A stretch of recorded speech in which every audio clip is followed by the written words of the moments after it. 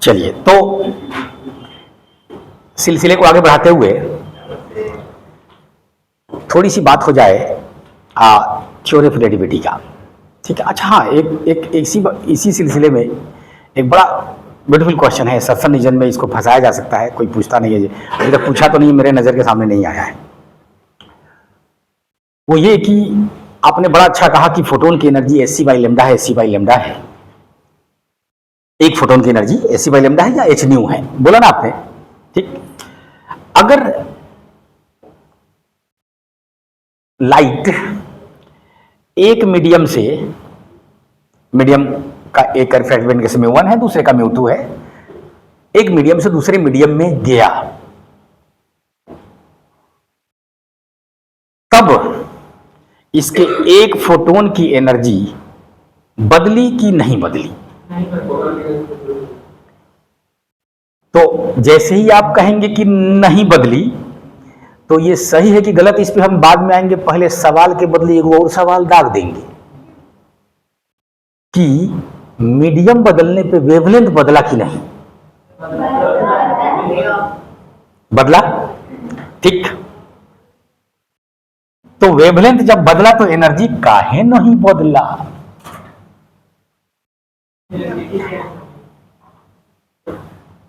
एक आंसर आ रहा है कि वेलोसिटी चेंज हो गया। तो खाली वेलोसिटी चेंज हो जाने से नहीं बदला, ये सफिशिएंट है बोलना कि कुछ और भी उसमें जोड़ी है? तो याद रखिएगा, कोई लाइट जब एक मीडियम से दूसरे मीडियम में जाता है तो उसका वेवलेंथ म्यू से घट जाता है। पहले का अगर एयर ले ले या 1 ले ले, पहले का वैक्यूम ले ले, बाद में म्यू वाले में जैसे घुसा इसका लेमडा चेंज हो गया, लेमडा चेंज हो गया, तो एच बाई लेमडा आपको लगेगा कि चेंज होना चाहिए।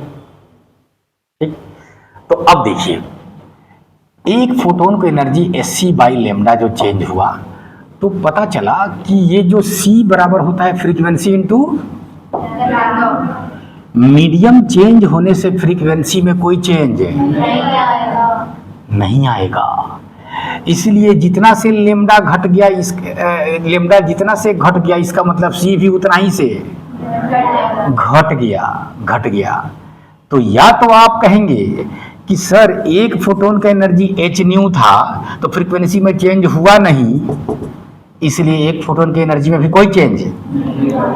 या फिर कहेंगे, हम आपको फंसाएंगे, बोले ना हम एच बाई लेमडा ले रहे हैं, तो आप कहिएगा कि जितना से C घटा है उतना ही से लेमडा भी घटा है। क्या ये दोनों कट गया? बस एच बाई लेमडा ही रह गया। क्लियर? तो पैकेट कहना, तो इसलिए आप जो कह रहे थे कि चेंज हो जाता है, उतना काफी नहीं था। आपको क्या बोलना है? उतना ही से घट जाता है, उतना ही से चेंज हो जाता है जितना से लेमडा चेंज हो जाता है। वेलोसिटी भी उतना ही से चेंज हो जाएगा। इसलिए चेंज बटे चेंज नो चेंज। अरे ठीक है, ओके ओके, तो ये बात थी।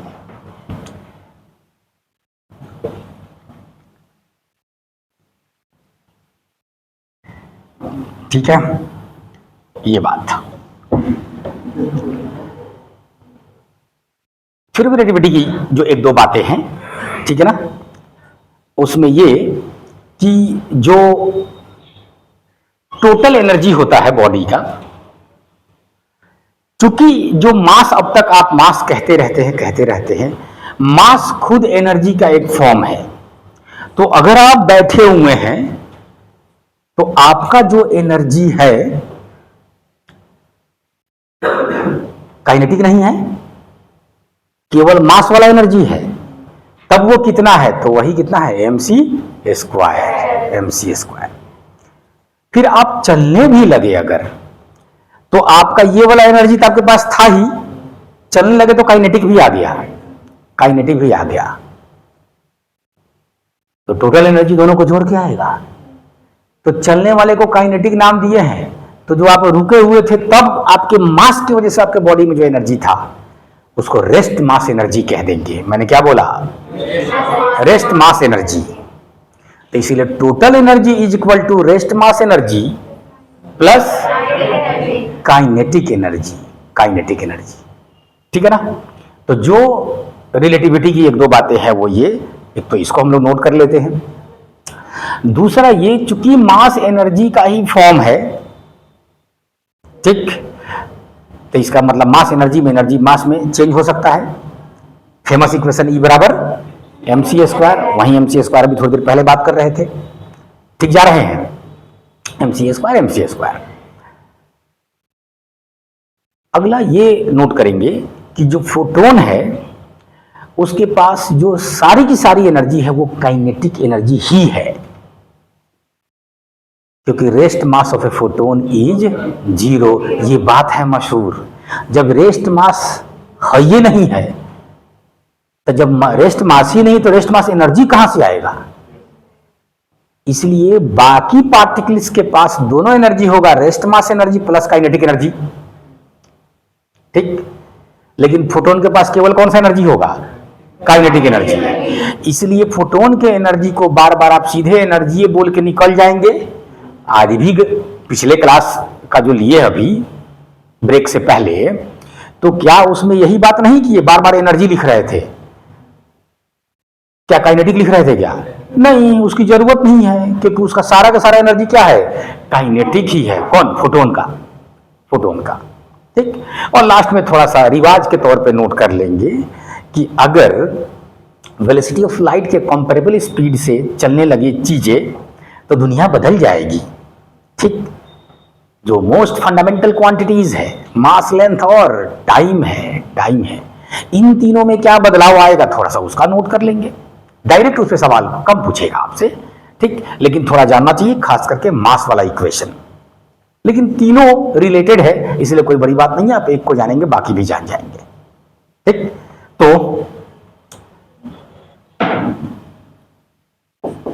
यहीं पे हम लोग नोट करेंगे सम रिलेवेंट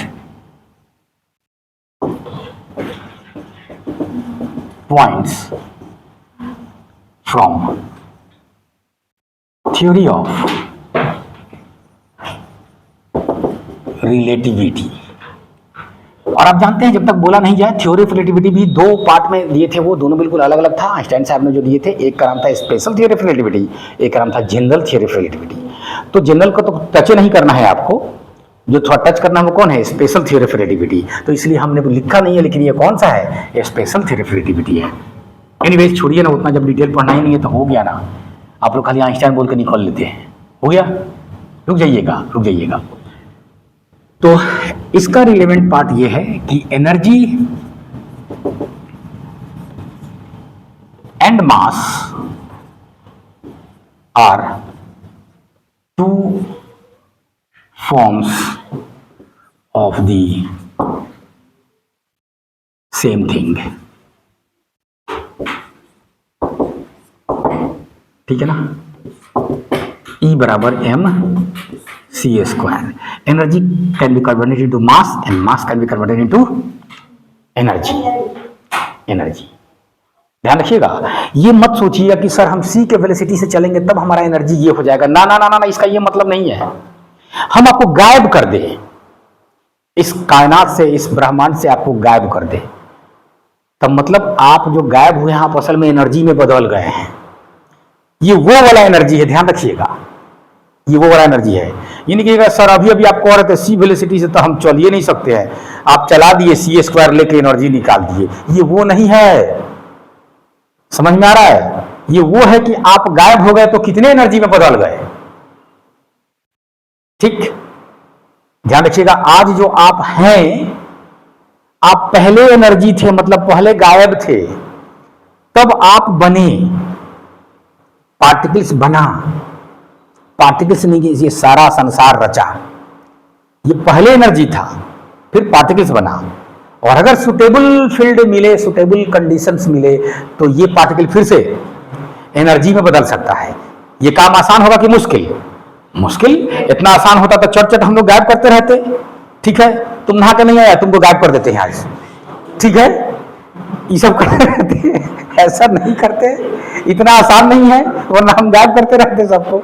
ठीक, इतना ही नहीं, ये एनर्जी इतना हाई है कि एक आदमी को भी अगर एनर्जी में बदल दिया जाए तो 2-4 को जिला उड़ जाएगा। आप ये निकाल कर देख सकते हैं, ये कितना भयानक एटम बम होगा। जब कुछ ग्राम बदल जाता है एनर्जी में तो शहर उड़ जाता है पूरा। और वो भी हिरोशिमा और नागासाकी पे जो बम गिरा था वो फर्स्ट जनरेशन एटम बम था, तब वो हाल था। आज का जो एटम बम है उससे कम से कम 100 गुना सब ताकत वाला है, 100 गुना ये हाल है। समझ रहे हैं ना? मतलब अगर वो पटकाया तो समझ रहे हैं ना, मरेगा नहीं आदमी, सीधे सब के सब क्या बन जाएगा? धुआं। समझ रहे हैं ना? ये कैसा धुआं है, लगता है कुछ हुआ है। ठीक है ना? तो आइए यहां, तो ये वो एनर्जी है कि मास गायब हो गया, एनर्जी में चेंज हो गया। ठीक है ना? वहां पे पढ़ते हैं वो जो छोटा सा मास यूरेनियम से गायब हुआ, उस छोटे से मास को आप कहते हैं मास डिफेक्ट। और उसी मास डिफेक्ट को C² से मल्टीप्लाई कर देते हैं, तब बॉम्ब पटक, उस न्यूक्लियर रिएक्शन में कितना एनर्जी निकला ये आप निकाल लेते हैं। ठीक है ना? और वो एनर्जी अगर आप अच्छे के लिए यूज किए हैं तो वाह वाह, आप किसी को बर्बाद करने के लिए यूज किए हैं तो फिर गड़बड़ हो गया। ठीक है ना? एनीवेज, तो ये वो वाला एनर्जी है। क्लियर है? mc²। इसके आगे जो हम लोग नोट करेंगे वो ये कि यहीं पे चिपका देंगे कि therefore energy and mass are interconvertible. Interconvertible, ठीक है ना? एनर्जी मास में क्या कहते हैं, मास एनर्जी में कन्वर्ट हो गया अगर, तो इसका फेमस एग्जांपल न्यूक्लियर रिएक्शन। मैं सिर्फ न्यूक्लियर रिएक्शन बोल के निकल जा रहा हूं, जब न्यूक्लियस में आप आएंगे तो आप कहेंगे कि न्यूक्लियर रिएक्शन में फिशन हो सकता है, फ्यूजन हो सकता है। वो सब एग्जांपल किसका है? मास का एनर्जी में कन्वर्सन। ठीक है ना? फिशन हो सकता है, फ्यूजन हो सकता है। ठीक है ना? मास का एनर्जी में कन्वर्सन। क्लियर? आइए दूसरा एक फेमस एग्जांपल जो कम से कम आपको जानना है वो है एनिहिलेशन।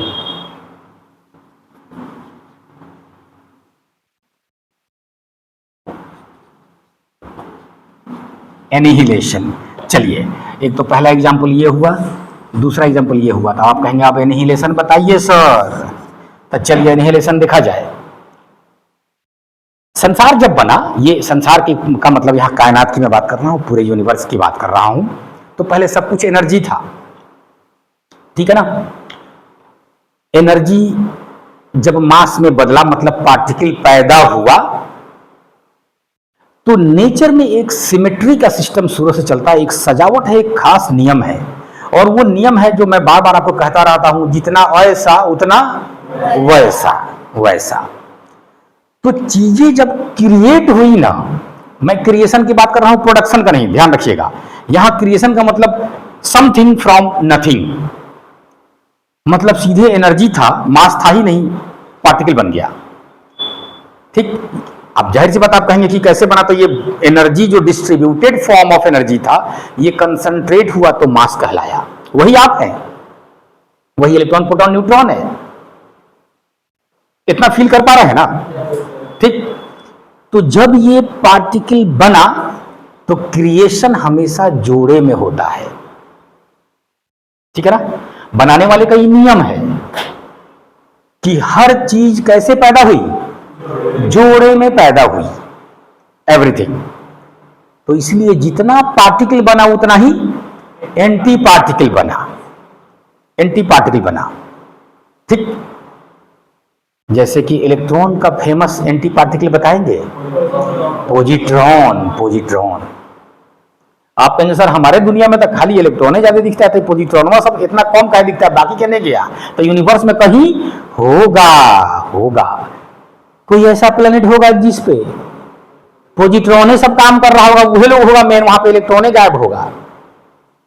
इसको सोचते सोचते आप वहां तक पहुंच सकते हैं कि हर चीज का जब एंटी पार्टिकल मौजूद है, ठीक है ना, तो अगर आप जसीना है तो एंटी जसीना कहीं हो सकता है इस कायनात में कहीं पे, ठीक है ना। आप अपना अपना नाम सोच सकते हैं, ठीक। तो एंटी हो सकता है कुछ, यहां तक सोच लिया जाता है, ठीक। जो हम पार्टिकल से बने हैं तो वो किससे बना होगा, हमारे एंटी पार्टिकल से बना होगा। क्लियर। तो इसमें जो सबसे सिंपल है, जो पकड़ा चुका है एंटी पार्टिकल, हम लोग उसका एग्जांपल लेके निकल जाएंगे। आज के डेट में हम लोग इलेक्ट्रॉन प्रोटॉन का एंटी पार्टिकल मिल चुका है, ठीक। और जाहिर सी बात है, इलेक्ट्रॉन प्रोटॉन का मिल गया है तो अब आगे किसको ढूंढा जाने लगा, एटम्स का भी एंटी पार्टिकल मिले, जैसे हाइड्रोजन एटम का एंटी हाइड्रोजन, हीलियम का एंटी हीलियम। तो एंटी हाइड्रोजन मिल चुका है, उसके आगे का भी नहीं मिला है। एंटी हाइड्रोजन मिल चुका है। जल्दी से बताएंगे एंटी हाइड्रोजन में कौन किसका चक्कर लगा रहा होगा।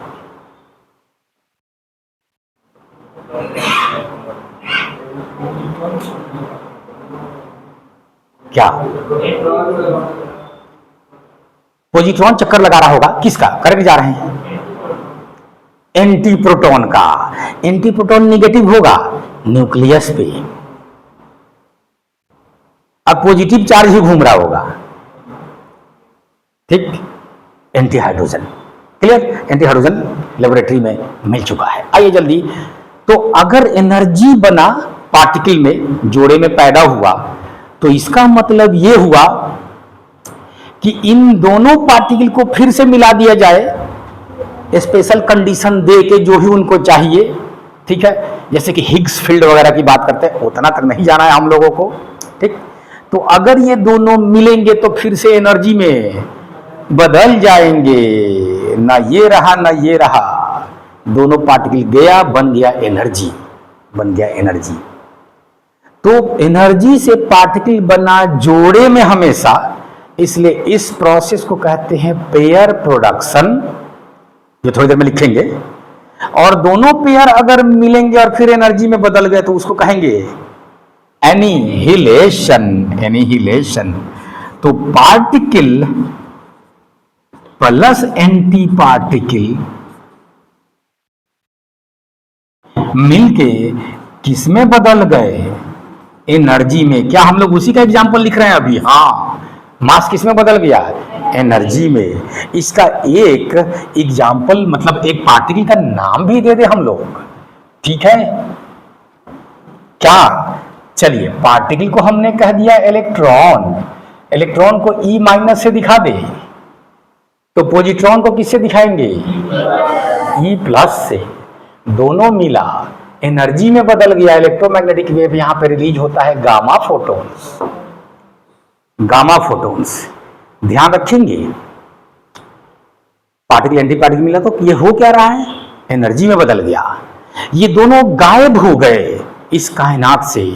अंग्रेजी में गायब हो जाने के लिए एक वर्ड आता है एनिहिलेशन, वहीं से नाम आया है ये, और कुछ नहीं है, ठीक। एनिहिलेशन। तो पार्टिकल एंटी पार्टिकल मिला, इसके नीचे आप लिख सकते हैं कि ये इलेक्ट्रॉन है, तो इसका एंटी पार्टिकल ये पॉजिट्रॉन है, ठीक है ना। ये एनर्जी में बदला। अब रुक जाइएगा, रुक जाइएगा।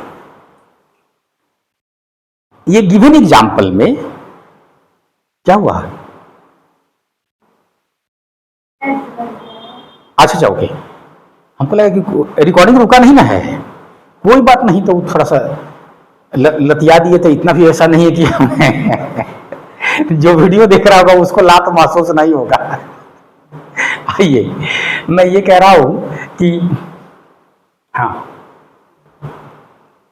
इसी प्रोसेस में मैं आपसे एक क्वेश्चन पूछने जा रहा हूं, थोड़ा सोच के बताइएगा। ये एनिहिलेशन जो मैंने आपके सामने लिखा है, इसमें कभी भी एक गामा फोटोन नहीं रिलीज होता है, कम से कम 2 गामा फोटोन रिलीज होता है। ऐसा क्यों, एक में भी तो बदल सकता था। एनर्जी में बदलना है तो इलेक्ट्रोमैग्नेटिक वेव है, बात खत्म भाई। सिमेट्री से कुछ रिलेटेड है, आगे बढ़िए।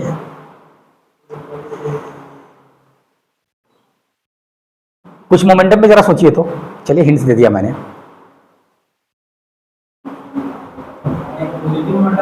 हाँ, दो टकरा रहा है, हाँ ठीक है, एक पॉजिटिव मोमेंटम दूसरे का नेगेटिव मोमेंटम, दोनों का जोड़ के जीरो हो सकता है, बिल्कुल हो सकता है। हाँ आगे।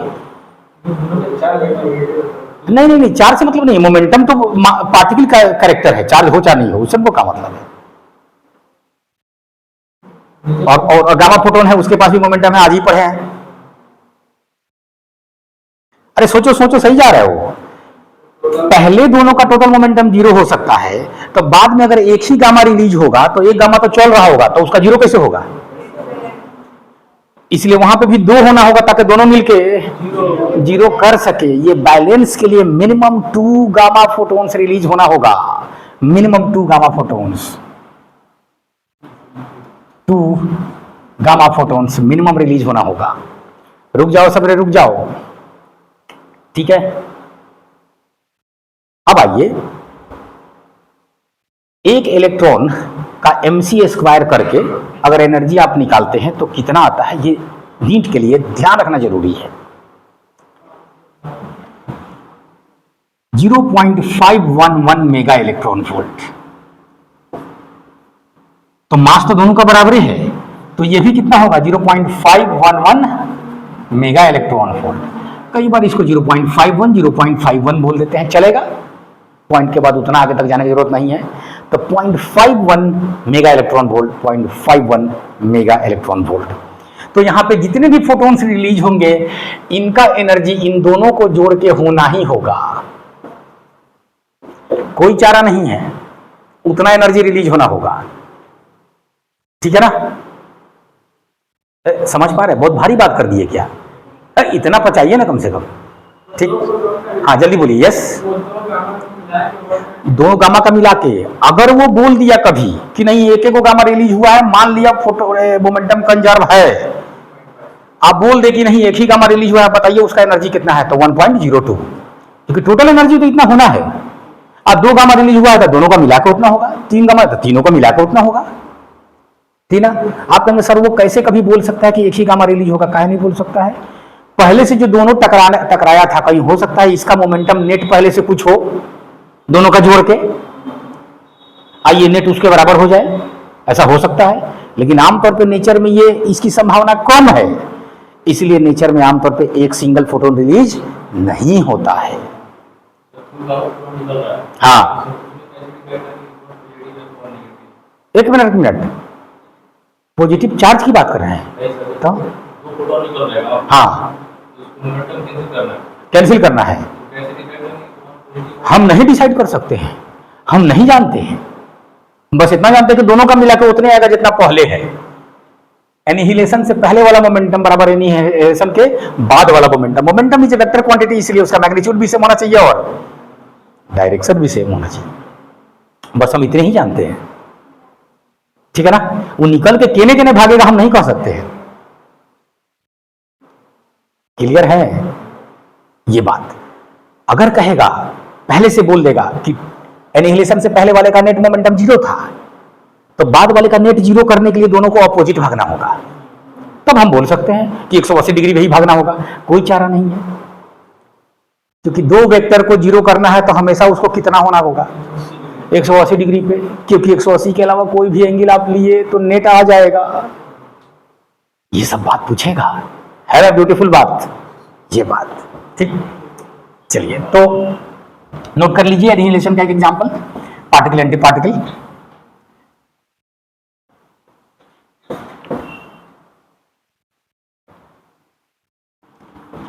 तो एनर्जी मास में चेंज हुआ, तो उसके ये 2 एग्जांपल हम लोगों ने लिखा।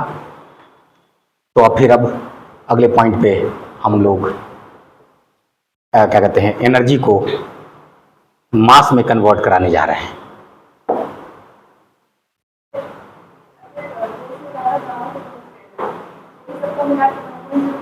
हाँ सबका मिलाकर 1.02 होना होगा, क्योंकि एनर्जी तो इतने हैं, ठीक है ना।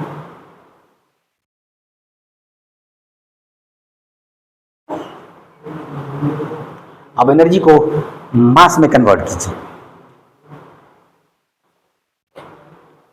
और इसके फेमस एग्जांपल में इसके उल्टा, एनिहिलेशन का उल्टा इज कॉल्ड पेयर प्रोडक्शन।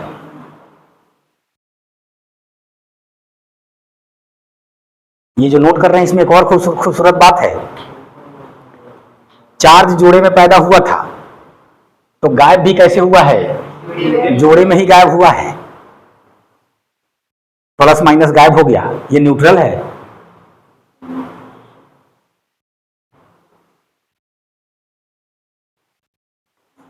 और शायद उसी को कयामत कहते हैं, ठीक है ना।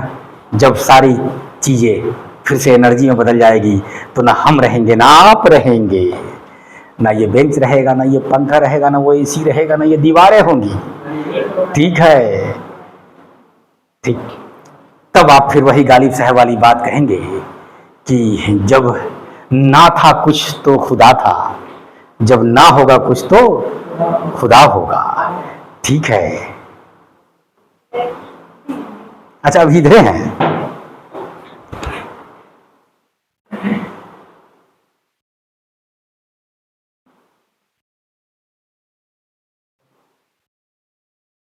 और गालिब साहब इस तरह की फिलोसफी को मर्दे थोड़ा वो शराबी भी थे, गड़बड़ आदमी थे इस मामले में, बाकी शायर तो कमाल के थे, ठीक है। तो उन्होंने शायरी में देखिए कि एक और लाइन कितना भयानक बोल दिया,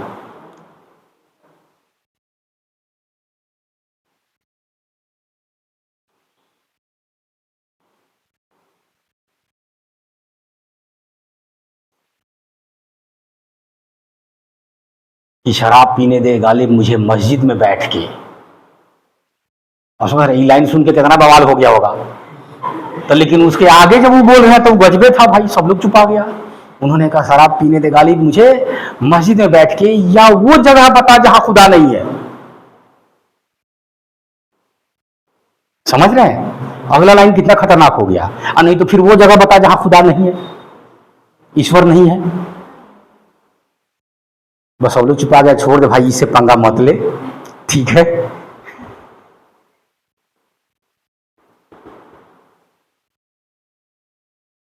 क्योंकि शायर लोग जो है बहुत सटीक सटीक बात आसानी से बोल जाते हैं, ठीक है। उनको आम पसंद नहीं था तो उनके दोस्त बैठे हुए थे पास में, ठीक है ना,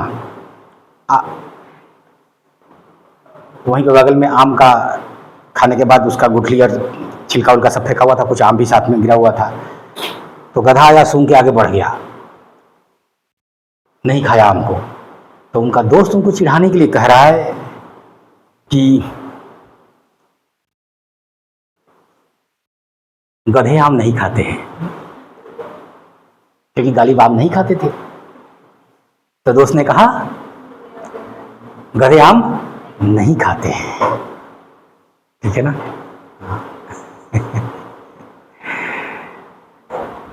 तो उन्होंने क्या कहा,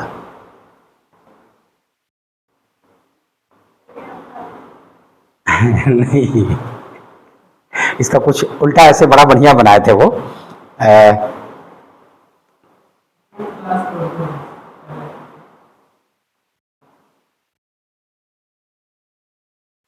इन्होंने उल्टा उस पे कर दिया था, गधे आम वाला में, बड़ा अच्छा था।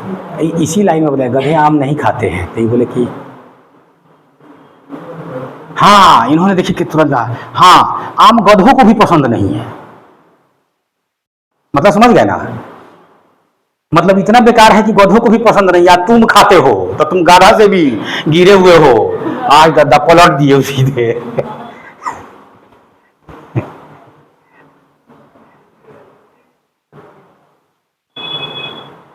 चलिए जल्दी नोट कीजिए तो थोड़ा सा एक दो बातें और हो जाए। हाँ, पेयर प्रोडक्शन, तो इसमें उल्टा कर दीजिए, इधर से क्या कर दीजिए, गामा फोटॉन्स, ठीक। अभी एस लिखने की जरूरत अब यहां नहीं है, क्योंकि एक गामा भी बदल सकता है।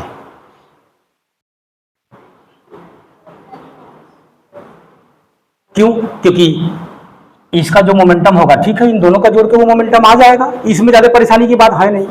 इसलिए अक्सर एक गामा पेयर प्रोडक्शन कर देता है, और अक्सर एग्जाम में यही पूछा है कि पेयर प्रोडक्शन करने के लिए इनका कम से कम इस गामा फोटोन का कितना एनर्जी होना चाहिए, 1.02 मेगा इलेक्ट्रॉन वोल्ट, क्योंकि यहाँ पे 0.511 का बखरा लगेगा। बखरा समझ रहे हैं? तो यहां पे पूछ दिया कि गामा फोटोन एक था हमारे पास, वो बदल गया, जोड़ा बना दिया, अब वो गायब हो गया, मास में बदल गया, तो बताइए उस गामा का कम से कम कितना एनर्जी होना चाहिए। अगर उसने इलेक्ट्रॉन और पॉजिट्रॉन का पेयर बनाया है तो इतना होना होगा, और कुछ बनाया होगा तो और होना होगा, लेकिन आमतौर पे आपसे इतने का कहानी पूछ के निकल लेता है। ठीक है, this is called pair production. और ये सिर्फ यहां पर ही नहीं, ये संसार में सब जगह लागू होगा कि कायनात में कुछ भी क्रिएट हुआ है तो वो जोड़े में क्रिएट हुआ है। इसी इक्वेशन में आपको दिख रहा होगा यहाँ पे कोई चार्ज नहीं है, यहाँ पे चार्ज है, तो चार्ज कैसे क्रिएट हुआ है? पेयर में क्रिएट हुआ है। इसलिए यूनिवर्स में आज शुरू में चार्ज जीरो था, तो आज भी नेट चार्ज जीरो है, क्योंकि जितना संसार में पॉजिटिव होगा उतना ही निगेटिव होगा इस कायनात में। क्लियर? उतना चार्ज होना होगा क्योंकि वो जोड़े में ही पैदा हुआ होगा। क्लियर चल रहे हैं? तो ये छोटी सी बातें थी उसकी। हाँ, तब चूंकि एनर्जी और मास एक ही दूसरे में बदल सकता है, तो इसका मतलब कंजर्वेशन ऑफ मास यहां पे फेल हो गया। मास रहा ही नहीं, ठीक है ना? मास एनर्जी में बदल गया।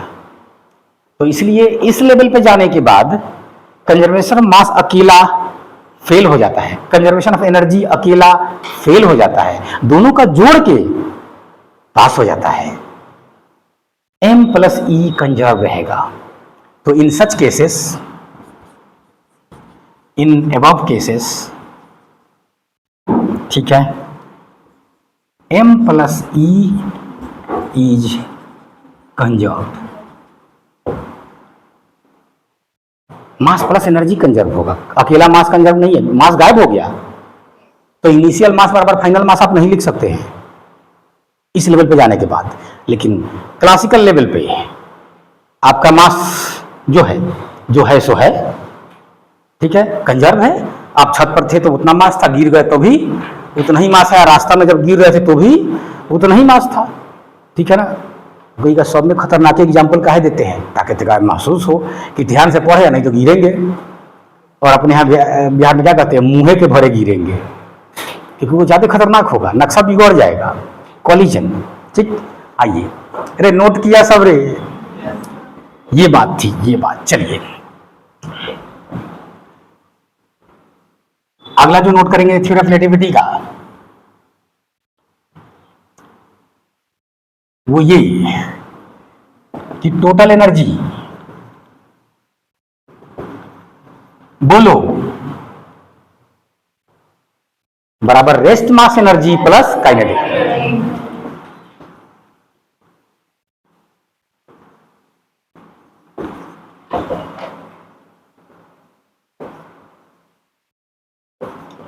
काइनेटिक एनर्जी, ठीक। अगर इसको हम, ये जो mc स्क्वायर आपने लिखा है, ध्यान रखिएगा, ये टोटल एनर्जी है। थोड़ा देर कलम रोक लीजिए, लिखिएगा, इतना डिटेल आपसे नहीं पूछेगा, बस ध्यान रखिएगा। mc स्क्वायर जो आप लिखते हैं वो टोटल एनर्जी होता है, टोटल एनर्जी होता है। तो इसका मतलब जो रेस्ट मास एनर्जी है उसको कुछ m0 लिखना होगा। इसका मतलब हम रेस्ट में थे तो उस समय का m0 देना होगा। अच्छा, इसका मतलब c के आसपास की वेलोसिटी से चलते हैं तो m कांस्टेंट है, नहीं होता है, m बदलने लगता है, ठीक है ना? अब प्लस काइनेटिक एनर्जी, ये रिलेटिविस्टिक इक्वेशन है। रुक जाइएगा। तो कोई बॉडी अगर k काइनेटिक एनर्जी से चल रहा है तो उसका mc स्क्वायर बराबर rest mass energy plus k होगा, ठीक है ना? इसलिए mc स्क्वायर जो आप लिख रहे थे अब तक, वो सीधे जब तक जरूरत ना पड़े, ये m0 अलग से नहीं लिखते हैं, सीधे mc स्क्वायर करते हैं, काम खत्म करते हैं। लेकिन अगर पूछ ही दे के रिलेटिविस्टिक में कि ये जो mc स्क्वायर लिख रहे हैं ये टोटल एनर्जी है कि रेस्ट मास एनर्जी है कि काइनेटिक एनर्जी है, तो कहिएगा टोटल एनर्जी है, ये टोटल एनर्जी है। तो इसका मतलब कोई बॉडी सिर्फ पड़ा हुआ था, अभी आपको बोल रहे थे कि आप बैठे हुए हैं, आपको एनर्जी में बदल दे, तो वो बेसिकली m0 c स्क्वायर था। ठीक है, तो आपका सर काइनेटिक को क्यों नेग्लेक्ट किया? अगर हम दौड़ रहे थे तब, तो आपका जो काइनेटिक एनर्जी दौड़ने की वजह से आएगा वो कितना आएगा? बहुत कम। इसके सामने बिल्कुल नेग्लिजिबल होगा।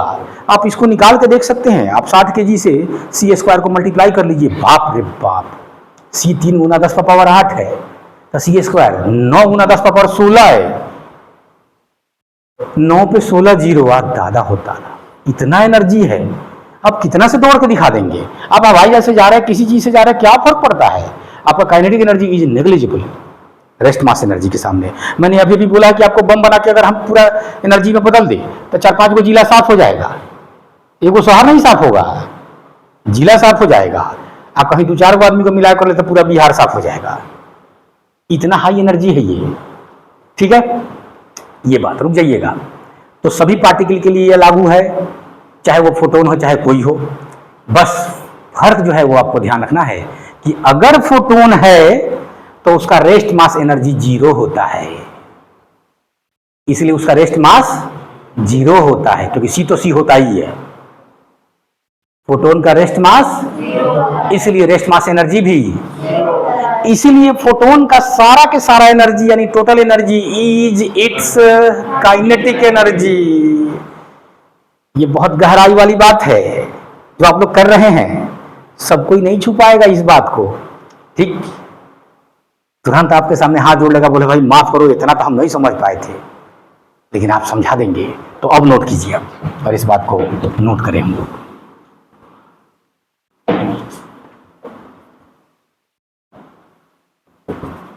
For a photon rest mass is 0, therefore rest mass energy भी 0, therefore total energy of photon बराबर मूविंग एनर्जी। क्या मूविंग एनर्जी को ही हम लोग काइनेटिक एनर्जी कहते हैं? हाँ।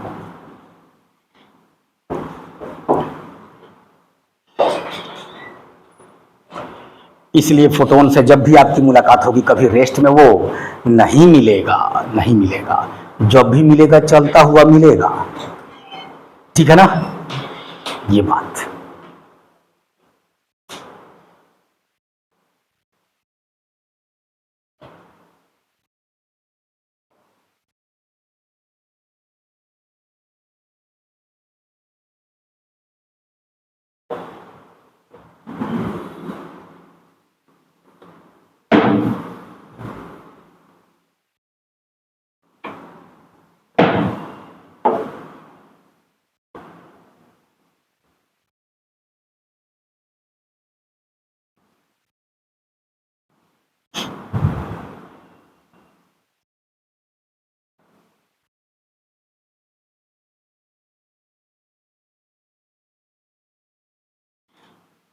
और लास्ट में हम लोग नोट करने जा रहे हैं कि mass, length and time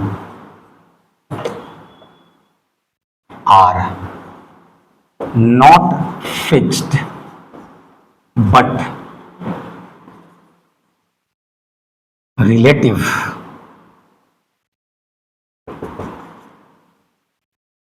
when velocity approaches c। ये लास्ट में हम लोग ये 3 फिजिकल क्वांटिटी जो आप समझते थे कि कोई पार्टिकल है उसका मास 60 kg है, 50 kg है, 5 ग्राम है, ये जो आप समझते हैं ये बिल्कुल आप समझते रहेंगे, क्योंकि आपकी ज़िंदगी में c के सामने कोई भी वेलोसिटी सब 0 है। आप दौड़ रहे हैं तब, बैठे हुए तब, धरती के साथ आप चक्कर लगा रहे हैं तो सब में आपका स्पीड जो है सी के सामने नेग्लिजिबल है, नेग्लिजिबल है। इसलिए कोई खास फर्क नहीं पड़ता है, नहीं पड़ता है। लेकिन अगर सी के सामने कुछ हो, अप्रोचेज सी, तब मास बढ़ने लगेगा, but relative then when velocity approaches C, ठीक है ना। मास बढ़ेगा तो मास इंक्रीमेंट कैसे बढ़ेगा? तो m बराबर m naught 1 minus B square by C square under root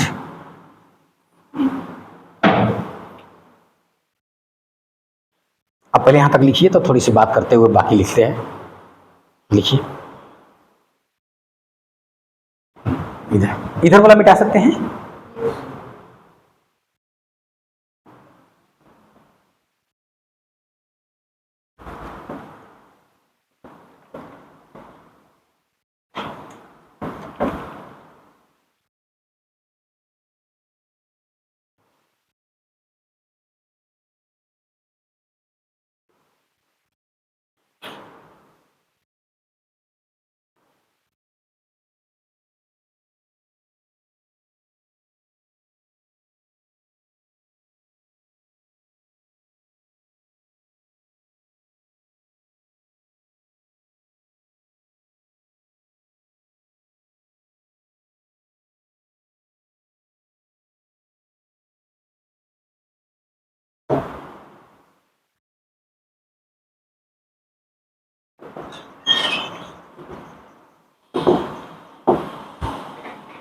coffee है ना?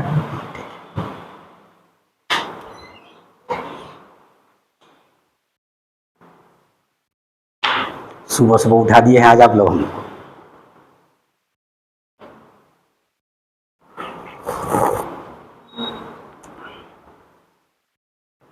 कुछ लोग लेकिन लेट से आए हैं क्लास में, तो क्या अगर हम अपना कॉफी पी के आए हैं, ठीक है ना। अगला जो लंबा क्लास होगा सेमीकंडक्टर पे, उसमें मेरी तरफ से कुछ रहेगा, ठीक है।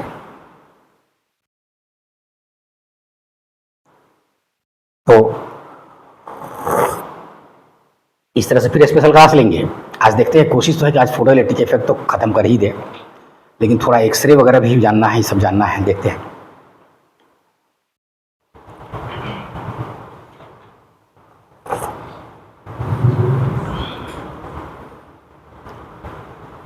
चलिए, तो उस दुनिया में जहां वेलोसिटी c के आसपास पहुंच रहा हो, मास हो जाएगा ज्यादा, टाइम भी हो जाएगा बड़ा। तो टाइम को इंक्रीमेंट नहीं कहते, डाइलेशन कहते हैं कि समय बीतिए नहीं रहा, डाइल्यूट हो गया, बीतिए नहीं रहा है। उनका 1 मिनट आपका जिंदगी कट गया है, आपको अभी हमारा 1 मिनट बीता है। ऐसा ऐसा दुनिया पॉसिबल है, तो गजब है, ठीक है ना। ऐसी ऐसी दुनिया पॉसिबल है जहां पे टाइम बीतेगा ही नहीं, ठीक है ना। तो वो तब होगा जब, ध्यान रखना ना, VC के बराबर होगा। अच्छा, यहीं पे एक बात जरा फील करते चलिए, क्या कहते हैं, ऑब्जेक्टिव के लिए V का वैल्यू कुछ आएगा लेकिन C से थोड़ा छोटा रहेगा। ये थोड़ा छोटा, तो इतना बटे C स्क्वायर, 1 से कम, 1 में से 1 से कम घटाएंगे तो बचेगा 1 से ज्यादा। यहू में दिक्कत है क्या कहते हैं, 1 में से उसको घटाएंगे 1 से कम को, तो वो बचेगा 1 से कम। अच्छा जा वो बचेगा 1 से कम, ठीक है ना। समथिंग डिवाइडेड बाई 1 से come is more than that, ठीक है ना। अगर हम m0 को डिवाइडेड बाई 0.5 कर दे, तो इसका मतलब ये 2m0 है, बढ़ गया। ये यही दिखाना था, ये दिखाना, हम घटा के भी बढ़ा दिए हैं, ठीक। हालांकि उस तरह के बिजनेसमैन हम नहीं है कि इन्होंने हिसाब करके लास्ट में कह दिए कि सुनिए ना, आपको फायदा हुआ ना, तो हाँ फायदा हुआ, पता चला उसको घाटा हो चुका, वो जा रहा है। भाई जिनको बिजनेस आता है उस तरह का वो करे, हम तो फेल हो जाते हैं इसमें, ठीक है।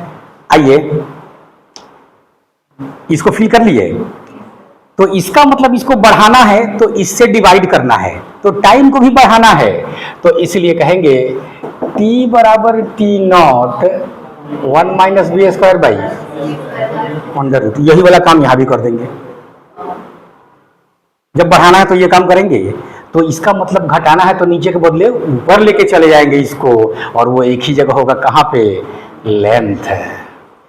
तो मास बढ़ता है तो मास इंक्रीमेंट कहेंगे, टाइम बढ़ता है तो टाइम डायलेशन कहते हैं, और लेंथ घटता है तो लेंथ कॉन्ट्रैक्शन कहते हैं।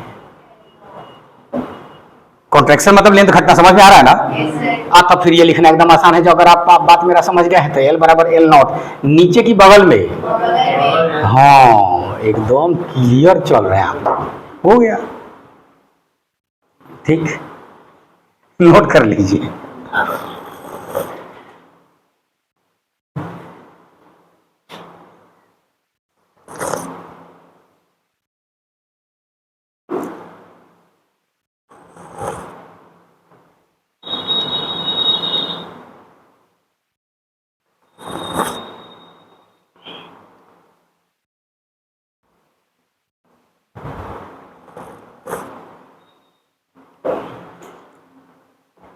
तो ऐसी दुनिया पॉसिबल है जहां पे आप इसी उम्र में रह जाए, तो आप मुस्कुराएंगे, वाह बहुत बढ़िया, इसी उम्र में रह जाएंगे तो।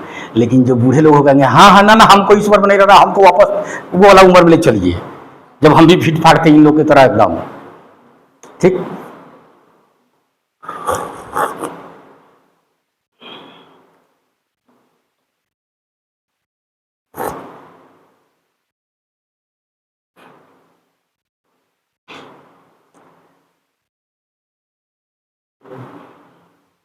तो अगर ऐसी दुनिया हो जहां भी बराबर सी हो जाए, उतारिए तब बकेंगे। लिखो ना जल्दी जल्दी। ऐसी दुनिया हो जहां भी बराबर सी हो जाए तो 1 - 1 0, टाइम इनफाइनाइट हो जाएगा, बीतबे नहीं करेगा कभी टाइम, मतलब टाइम रुक जाएगा, मतलब घड़ी रुक जाएगा। और जो इस तरह के साइंटिस्ट गुजरते हैं ना दुनिया में, आइंस्टाइन टाइप के लोग, ठीक है वो ब्रिलियंट थे ये मानेगा आदमी, लेकिन कुछ तो होता है जो उनका एक अलग थिंकिंग गॉड देके भेजे रहते हैं, ठीक है ना। वो बहुत कम उम्र में ये बात बोल दिए थे कि अगर हम वो घड़ी पे देख रहे थे और उन्होंने कह दिया था कि अगर हम वेलोसिटी ऑफ लाइट से चले तो घड़ी रुक जाएगा। ये क्यों उनको लगा था ये बाद में प्रूव किए वो, लेकिन बहुत कम एज में उनको लगा था कि वेलोसिटी ऑफ लाइट से चलेंगे तो घड़ी रुक जाएगा। अब देखिए, समझ रहे हैं? तो ये तो पढ़ के नहीं आया होगा, ये कुछ होता है कि उनको इस तरह के, भाई इतना सिंपल नहीं है कि बस पढ़ के ही सारा चीज कर, पढ़ के बहुत कुछ होता है जीवन में, इसलिए पढ़ना है, छोड़ मत देना सब रे, ठीक है। लेकिन कुछ होता है जो ऐसी कुछ लोगों को मिली रहती है गिफ्ट, कि वो कम एज में इतना कैसे बोल दिए, अभी कॉलेज भी नहीं गए थे तब की बात मैं कह रहा हूं। उनको लगा कि भाई टाइम रुक जाएगा, टाइम में रुक जाएगा, तो किसी ने बोला घड़ी में बैटरी खत्म हो जाए, बोले ना ना ना ना ना इस टाइम में रुक जाएगा, ठीक है। ठीक है, ये बात है, ठीक।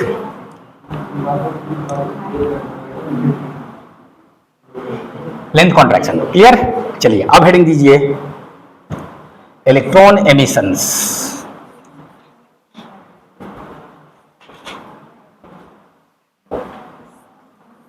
Electron emissions,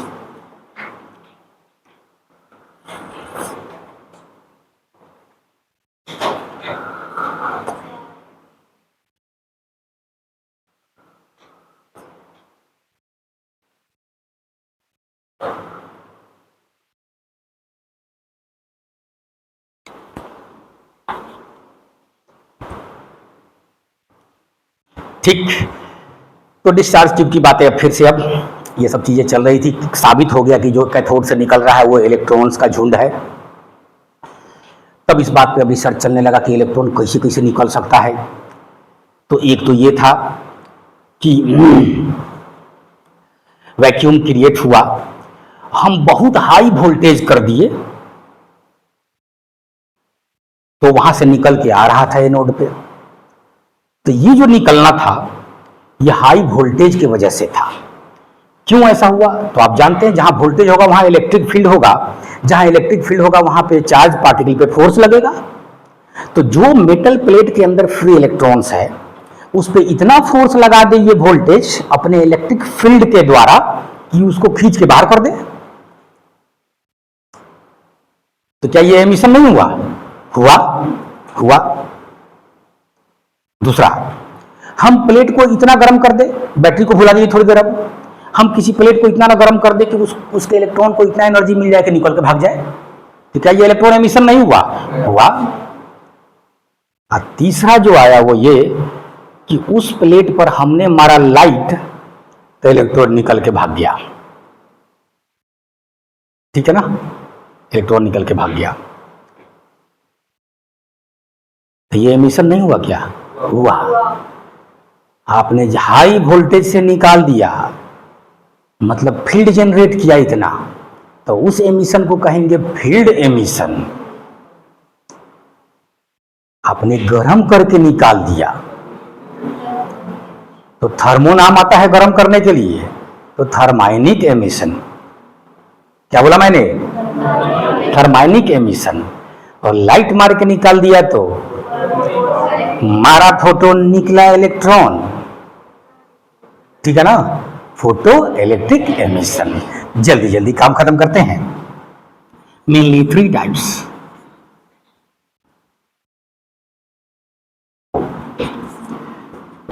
Field emission.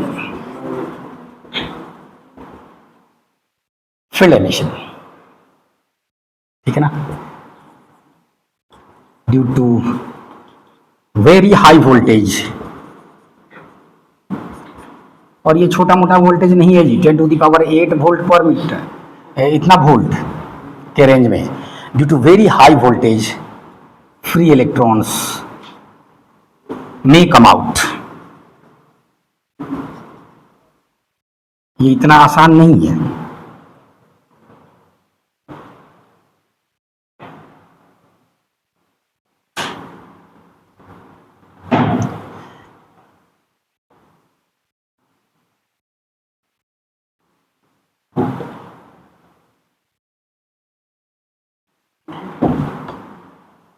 समझ रहे हैं? बहुत हाई वोल्टेज की बात हो रही है, ये इतना आसान नहीं है, लेकिन तब भी नामुमकिन नहीं है। और आज के डेट में तो इतने सारे ट्रांसफार्मर हो गए हैं कि अब मुश्किल नहीं है, आप मल्टीप्लाई करते जाइए वोल्टेज को, कोई दिक्कत नहीं। ठीक है ना। एनीवेज, जो आमतौर पर ट्रांसफार्मर आप सुनते हैं वो एसी के लिए यूज किया जाता है। अभी हम लोग जो भी बात कर रहे हैं वो डीसी का बात कर रहे हैं, ध्यान रखिएगा, क्योंकि सब जगह एसी लगाने लगेंगे तो एक क्षण में वो खींचेगा, अगले क्षण में धकिया देगा, क्योंकि एसी हर आधे साइकिल में अपना डायरेक्शन चेंज कर रहा है। ठीक है ना, तो इसलिए ये सारा काम ये एसी का, ये डीसी का चल रहा है। गलती से इस पे एसी मत ला दीजिएगा। ठीक। दूसरा,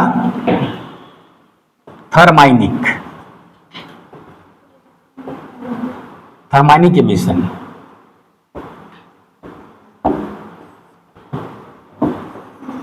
due to high temperature, very high temperature, ये तो और मुश्किल होता है, ये और मुश्किल होगा। लेकिन आप कहेंगे कि सर गर्म कर देने से निकलना आसान हो जाएगा। हाँ, निकलना आसान हो जाएगा, लेकिन सचमुच में पूरा निकल जाएगा खुद खाली गर्म करने से नहीं। इसलिए अभी हम लोग फोटोइलेक्ट्रिक इफेक्ट देखेंगे, उसमें लाइट भी मारा गया, वोल्टेज भी दिया गया, गर्म भी किया गया।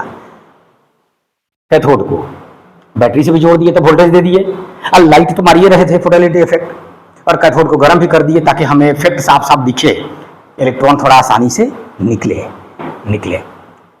ठीक है ना, due to very high temperature. और तीसरा, फोटो इलेक्ट्रिक एमिशन।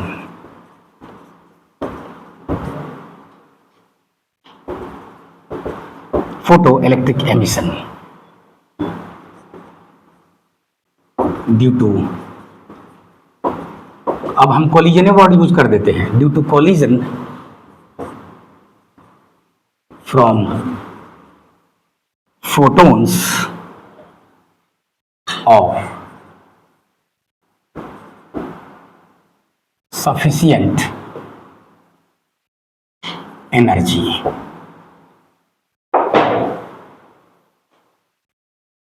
फरहान, मैंने सफिशियंट बोला है, क्यों?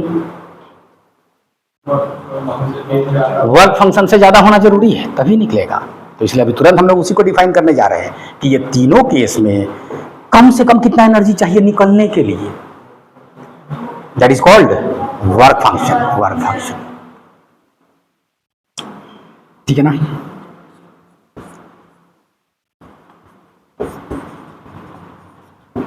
वर्क फंक्शन को अक्सर हम लोग साई से रिप्रेजेंट करेंगे।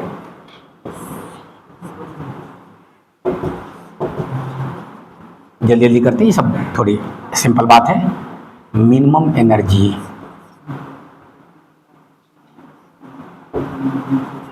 रिक्वायर्ड किसके निकलने के लिए? बोलो। सीधे इलेक्ट्रॉन, कौन वाला इलेक्ट्रॉन?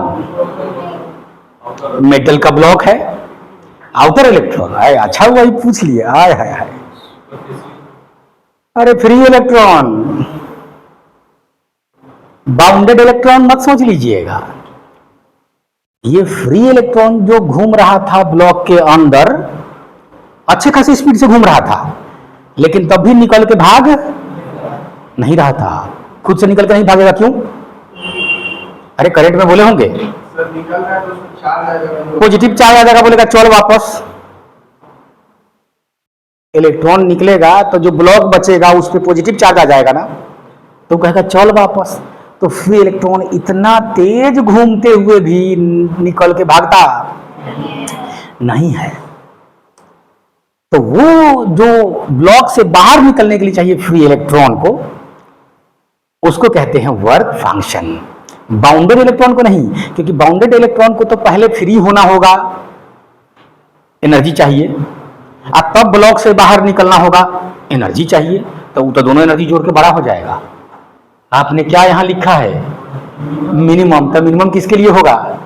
फ्री इलेक्ट्रॉन्स के लिए। अरे सरसम निजन, इसे कितना खूबसूरत खूबसूरत बनाया जा सकता है, ठीक है ना।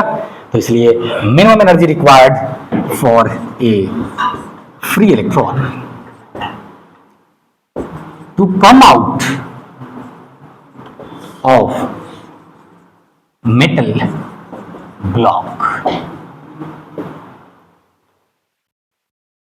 आप कहेंगे सर सीधे मेटल कहाँ लिख रहे हैं? दुनिया में और चीज नहीं होता, खाली मेटल ही होता है। हम लोग बने हुए हैं नॉन मेटल से, तो क्या हुआ? उसका नहीं होगा सर, कहे नहीं होगा, लेकिन उसको गर्म करके, लाइट मार के, वोल्टेज दे के आप निकाल ही नहीं सकते हैं, इतना ज्यादा एनर्जी चाहिए। इसलिए ये सारा काम जो कर रहे होते हैं ये आमतौर पे मेटल्स पे ही संभव है, क्योंकि वहां इतना है कि हम लोग देते हैं तो निकाल आता है, बाकी में से नहीं निकल आएगा। ठीक है, आपको गर्म करना शुरू करके इलेक्ट्रॉन बाहर निकले, तो इलेक्ट्रॉन बाहर नहीं निकलेगा, आप ही धनक जाएंगे। तो ऐसा कौन सा एक्सपेरिमेंट कि एक्सपेरिमेंट का रिजल्ट देखने के लिए हम बचे ही नहीं। ठीक है ना, ये बात। For a free electron to come out of metal block. ठीक जा रहे हैं? तो ये था, ध्यान रखिएगा। मिनिमम एनर्जी है ये, मतलब एनर्जी इससे ज्यादा भी लग सकता है। अब ये बताइए क्यों? जो मिनिमम है वो वर्क फंक्शन है, लेकिन हर फ्री इलेक्ट्रॉन को निकलने के लिए बराबर एनर्जी चाहिए, ये जरूरी नहीं है। हाँ, बीच में हमने उसको मारा निकालने के लिए, तो कोई जरूरी है कि वो एकदम बाउंड्री पे बैठा हुआ था कि जैसे मारिएगा हम निकाल लेंगे? हो सकता है अंदर हो, तो हमने मारा तो फिर वो दूसरा को ढाबा मार दिया, टकरा गया। अंदर में मेटल आयंस है, उनसे टकरा गया। थोड़े बहुत इलेक्ट्रॉन का भी टक्कर हो सकता है, लेकिन वो नेग्लिजिबल होगा, क्योंकि चूहा और चूहा के बीच क्या टक्कर करेगा? चूहा और हाथी जब बैठा हुआ है तो हाथी से टक्कर होगा। मैं आयंस को हाथी कह रहा हूं, मेटल आयंस को, ठीक है ना। तो अभी वो टकरा के फिर अंदर ही टकरा गया। अरे हो सकता है निकलेगा भी नहीं। तो इसका मतलब यहीं पे अभी आगे लिखेंगे हम लोग, चाहे नहीं लिखेंगे, लेकिन अभी ये क्लियर कर दे, रिलेटेड कॉन्सेप्ट है कि अगर आपने सफिशिएंट एनर्जी का भी दिया है फोटोन, तो इलेक्ट्रॉन निकले ये जरूरी नहीं है। अरे इनफैक्ट लाखों फोटोन्स मारता है तब कुछ इलेक्ट्रॉन निकलता है। समझ पा रहे हैं? क्योंकि एक तो टकराने की प्रोबेबिलिटी इतनी कम कि आप निशाना लगा लगा के एक इलेक्ट्रॉन को मार रहे हैं फोटोन के, ऐसे थोड़ी होता है। एक तो निशाना का प्रोबेबिलिटी इतना कम, ठीक, ऊपर से जब लगा तो कोई जरूरी नहीं कि बाउंड्री पे बैठा हुआ था, धकियाया, आप बाहर निकल गया। समझ रहे हैं ना? इसलिए बहुत सारे फोटोन्स मारेंगे तो कुछ निकलेंगे, ठीक है ना। और आप जानते हैं नेचर में कुछ का भी कभी कभी बहुत इंपॉर्टेंस होता है। ये कुछ पर ही ये सारा चीज पढ़ने जा रहे हैं, नाम है फोटो इलेक्ट्रिक इफेक्ट। हेडिंग दीजिए।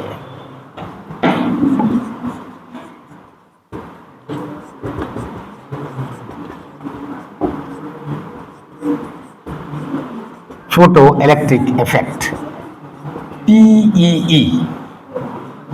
ध्यान रखिएगा, कैपिटल में लिखिएगा पीईई, क्योंकि स्मॉल में लिखिएगा तो वो अंग्रेजी का एक वर्ड है, उसका कुछ मीनिंग होता है, हम नहीं बोलेंगे। ठीक है ना? चलिए, क्या कोई नहीं जानता है क्या क्लास में? इंग्लिश में पी का मीनिंग क्या होता है? मटर। अब तो बोलना ही पड़ेगा। अरे पी का मतलब सुसु करना होता है। अरे यार तुम लोग क्या इंग्लिश में इतना कमजोर हो। पी का मतलब सुसु होता है। ठीक है, जाकर देख लेना डिक्शनरी में आज ये। अच्छा है आप लोग थोड़ा ऐसे एयरपोर्ट्स पे अभी कम गए हैं, जहां कभी गए कोनो रेंज मिलेगा वो बोल देगा ये है कि इंग्लिश में पूछ देगा पी के लिए किधर जाए, आप बोलिएगा पीने के लिए उधर ड्रिंकिंग वाटर। वो पूछ रहा है सुसु और आप बता रहे हैं उसको पानी पीने का उपाय। ठीक है। फोटो इलेक्ट्रिक इफेक्ट जो हम लोग पढ़ने जा रहे हैं, तो एक बार फिर से हम लोग किस ट्यूब के अंदर चलेंगे? डिस्चार्ज ट्यूब या वैक्यूम ट्यूब के अंदर चलेंगे। एक कैथोड होगा जहां से इलेक्ट्रॉन निकलेगा, इसलिए उसको एमिटर कहेंगे, और एक एनोड होगा जिस पर आके इलेक्ट्रॉन चिपकेगा और सर्किट को पूरा करेगा, उसको कलेक्टर प्लेट कहेंगे एनोड को। ठीक है, एमिटर कलेक्टर का काम चल रहा होगा। एक तो ये बात है। दूसरा ये बात कि ये जो इलेक्ट्रॉन निकला है ये फोटोन के मारने से निकला है, इसलिए इस इलेक्ट्रॉन का एक प्यार से नाम दे देंगे फोटो इलेक्ट्रॉन्स। क्या नाम दिया हमने? Photo electrons. इसके वजह से जो सर्किट में करंट होगा उसका नाम दे देंगे प्यार से फोटो करंट। अरे करंट में फोटो लगा देंगे, इलेक्ट्रॉन में भी फोटो लगा देंगे। ठीक, फोटो इलेक्ट्रॉन्स, फोटो करंट, ये सब सुनकर नहीं ना घबराएंगे। दूर फोटो काहे लगाया है? क्योंकि लाइट मार के निकाला है। निकालने के कुछ और भी तरीका हो सकता है, यहाँ पे लाइट मार के निकाला गया, इसलिए नाम है फोटो इलेक्ट्रॉन्स और फोटो करंट। एमिटर प्लेट से निकला इलेक्ट्रॉन्स, मारा जाके वहां। क्लियर? एक तो ये बात। दूसरा ये कि हम लोग जो लाइट अब मारे हैं उसके अलग अलग क्वालिटी बदल के हम लोग देखना चाहेंगे कि इस करंट के साथ क्या हो रहा है। यही ना चाहेंगे देखना, तो हम उस लाइट में क्या क्या बदल के देखना चाहेंगे। एक बार फ्रीक्वेंसी बदल के देखना चाहेंगे, एक बार इंटेंसिटी बदल के देखना चाहेंगे, यही ना दो चीज होगा मेनली, तो इसको बदल के देखेंगे। दूसरा ये कि जो इलेक्ट्रॉन निकला और दौड़ा एनोड की तरफ, मतलब उसके पास काइनेटिक एनर्जी आया। ठीक, तो अगर हम उसी दौरान जब वो निकला तो एनोड जो पॉजिटिव था, अब हम पलट दे पोटेंशियल, एनोड को ही निगेटिव कर दे कोई उपाय करके। ठीक है ना? एक्सपेरिमेंट के डिटेल में आपको जाना नहीं है, लेकिन बस इतना कि अगर उपाय हम कर दे तो जो एमिट हुआ था इलेक्ट्रॉन और तेजी से दौड़ रहा था उसके साथ क्या होगा? एक्सेलरेशन की रिटार्डेशन हो जाएगा। ठीक है, जा रहा था और वह प्लेट निगेटिव हो गया तो कहेगा चल हेने केने वापस चल। तो अगर इतना निगेटिव हम दे दे कि जो भी इलेक्ट्रॉन दौड़ा था सब के सब रुक जाए। अच्छा, जो इलेक्ट्रॉन दौड़ा था क्या सब एक ही बराबर से दौड़ेगा एनर्जी से? क्या नहीं। अभी अभी देखे हैं कि भाई ये कोई जरूरी नहीं है कि आपका टक्कर परफेक्ट ही हो। हाँ, कुछ टक्कर परफेक्ट हो सकता है। तो जब टक्कर परफेक्ट होगा तो वो मैक्सिमम काइनेटिक एनर्जी से दौड़ेगा। ठीक, अब बाकी सब उससे कम से दौड़ेगा, कुछ तो निकॉल्वो नहीं करेगा। तो अगर हम ये जो फोटो करंट था सर्किट में, इसको हम जीरो करना चाहते हैं तो हमको सबको बारी बारी से रोकना पड़ेगा कि सबसे तेज वाला को रोक देंगे तब बाकी वाला अपने रुक जाएगा। सबसे तेज वाला को रोक देंगे, उतना वोल्टेज उल्टा दे देंगे, तो जब वो रुकिए जाएगा तो हल्का वाला काहे नहीं रुकेगा भाई? कम स्पीड वाला काहे नहीं रुकेगा? वो भी रुकेगा। ठीक है ना? आपने अगर बिल्ली का एगो लकड़ी का घर बना दिया तो एगो बिल्ली है, एगो बिल्ली का बच्चा है, तो एगो गेट बनाना होगा तो किसके लिए बना दीजिएगा? और उससे दोनों चल जाएगा। बिल्ली के लिए आप लोगों में से कोई ऐसा महान नहीं ना सर गेट भी दूगो बनाना होगा तो अब ना दोनों जाएगा, साइज अलग अलग है। ठीक है, एक बड़ा गेट बनाइए बिल्ली के लिए, एगो छोटा गेट बच्चा के लिए, ठीक है ना। आप कुछ और महान होंगे, वो कहेंगे एक एक गेट बनाएंगे, छोटका बना देंगे सर हो जाएगा, बाद में जा तो उसमें तो बड़का और तो किया जाएगा, समझ रहे हैं। तो इसलिए आप बड़ा वाला गेट बनाएंगे तो क्लियर है ना। ठीक, चलिए, तो मैक्सिमम काइनेटिक एनर्जी वाले को रोक देंगे तो फोटो करंट जीरो हो जाएगा। डिस्चार्ज ट्यूब एकदम बढ़िया से आप समझ चुके हैं, हम उसी पे आगे बात कर रहे हैं सारा। ठीक, पता चला कि ये जो लाइट आके मारा, अब मैं साफ साफ कह रहा हूं कि ये दीवार को मैंने कैथोड बोला एमिटर और इस दीवार को एनोड, कलेक्टर, ठीक है ना। तो जो लाइट आके मारा, पहले से तो पता था कि लाइट वेव है, तो वेव एनर्जी गया, प्लेट में एब्जॉर्ब हुआ और इलेक्ट्रॉन निकला। तो अगर हम इंटेंसिटी लाइट का बढ़ा दे पहले के हिसाब से देखिएगा, तो इंटेंसिटी लाइट का बढ़ा देंगे तो ज्यादा एनर्जी रिलीज होगा, एब्जॉर्ब होगा, तो तेजी से दौड़ना चाहिए, ऐसा नहीं हो रहा था। फिर वही बात पहले वाला कॉन्सेप्ट बोले हैं, लाइट का पहले वाला कॉन्सेप्ट, फोटोन थ्योरी पढ़ लिए, वो वाला पे आते हैं अभी। यही जो एक्सप्लेन नहीं हो रहा था उसकी बात तो हम कर रहे हैं अभी पहले, कि पहले से तो दुनिया जानती थी कि लाइट वेव है, तो वेव है तो भैया ज्यादा इंटेंसिटी बढ़ा देंगे तो ज्यादा एनर्जी एब्जॉर्ब होगा, तो तेज दौड़ना चाहिए, ऐसा कुछ नहीं हुआ,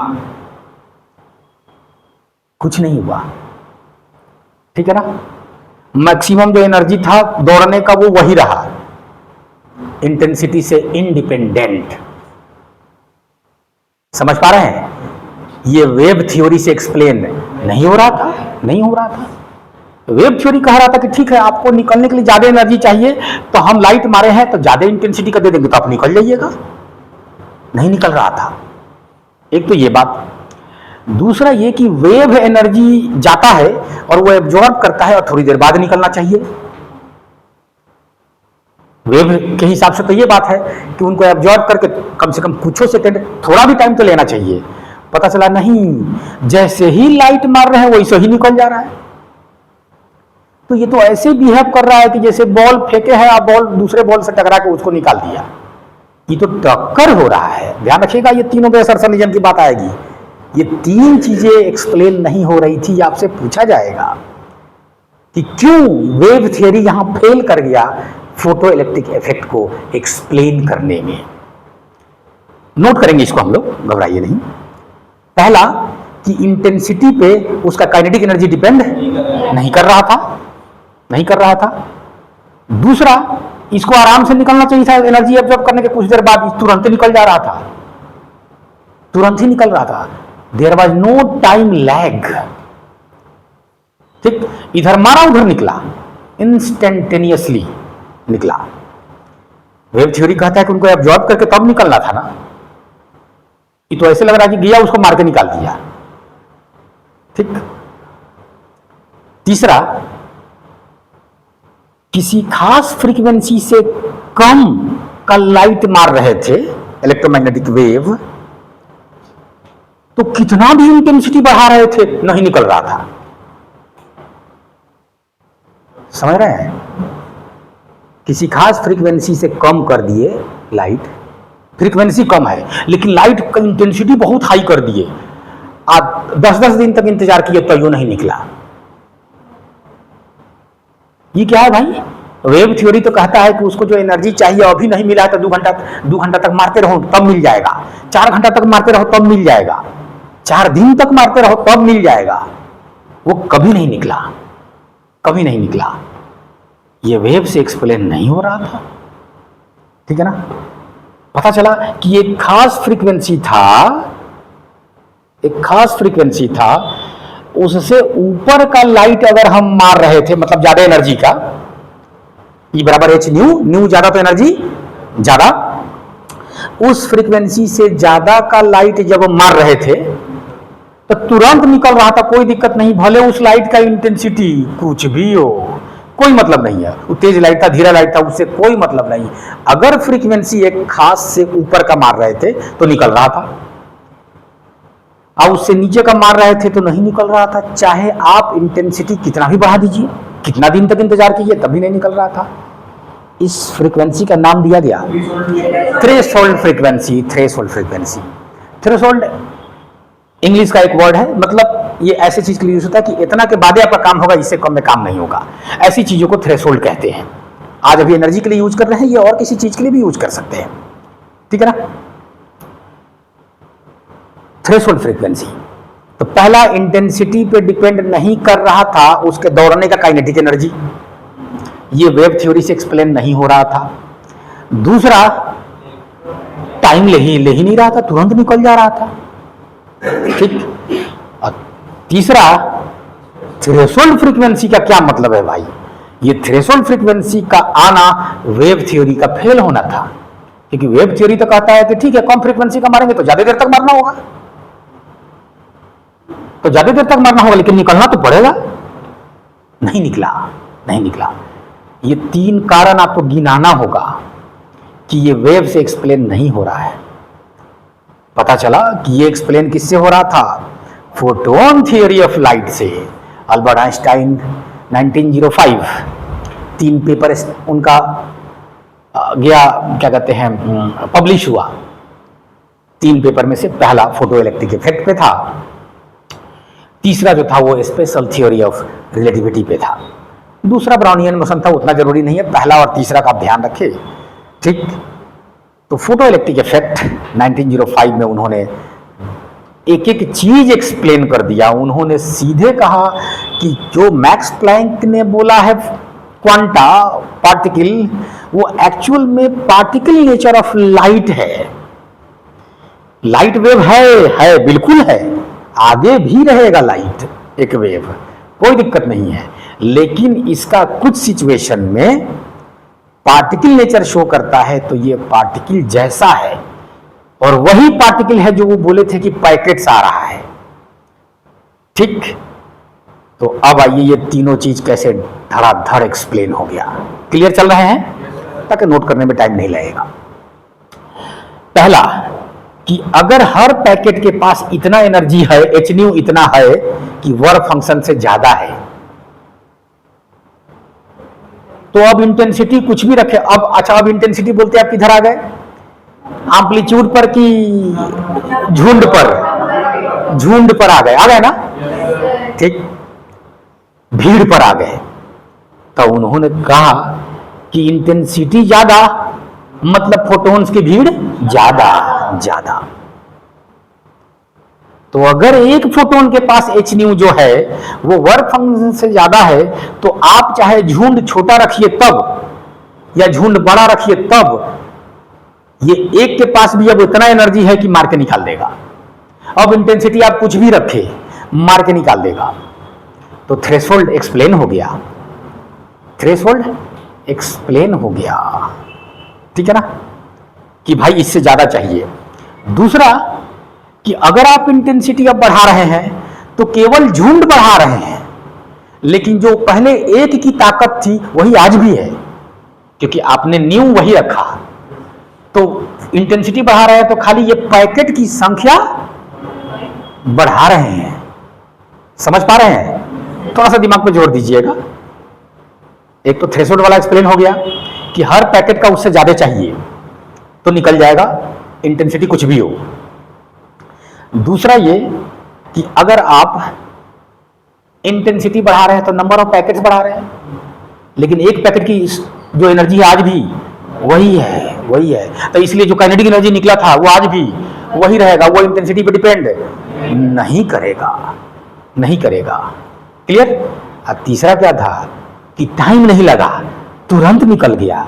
तो ये पार्टिकल था, गया धब्बा मार के निकाल दिया, कॉलिजन हुआ। ठीक जा रहे हैं? तो पहले हम लोग इसी को नोट करेंगे कि फोटो इलेक्ट्रिक एमिशन, पहले तो डिस्चार्ज ट्यूब एक बार फिर से बना दे हम लोग ताकि हमें दिखाई दे फोटो इलेक्ट्रिक इफेक्ट क्या हो रहा है। उसके बाद 3 चीजों को नोट करेंगे कि ये वेव थ्योरी से एक्सप्लेन नहीं हो रहा था। किससे एक्सप्लेन हुआ? फोटोन थ्योरी से। ठीक,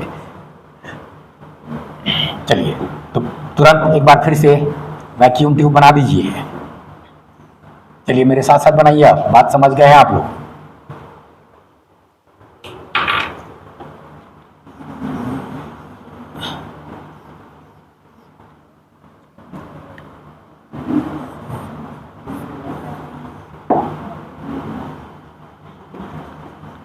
एमीटर यानी कैथोड, कलेक्टर यानी एनोड। यहाँ पे विंडो बना दिया गया शीशे का और यहाँ से आया लाइट।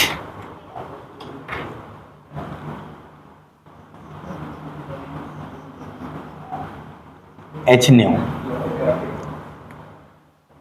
यहाँ से निकल के भागा बहुत सारे इलेक्ट्रॉन्स।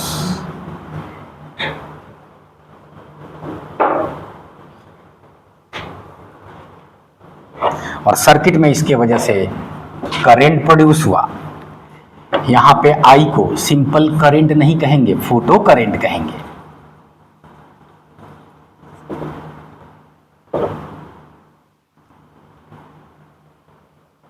यहाँ पे इलेक्ट्रॉन को अब सीधे करंट नहीं कहेंगे, सीधे इलेक्ट्रॉन नहीं कहेंगे, फोटो इलेक्ट्रॉन्स कह देंगे।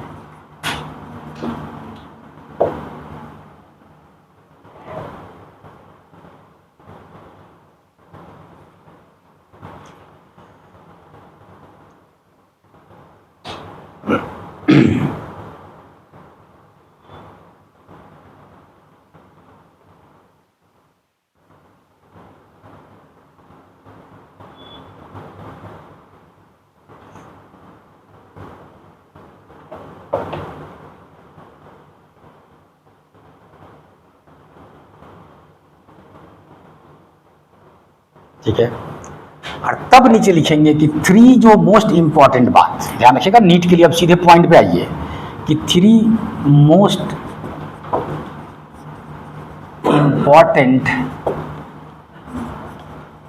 Observation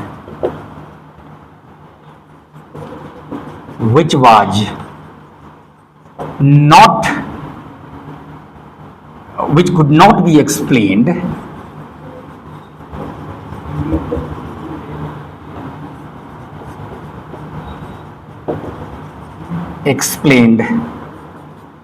on the basis of wave theory of light। Light के वेव थ्योरी से एक्सप्लेन नहीं हो रहा था। ठीक है ना? पहला, kinetic energy of photo electrons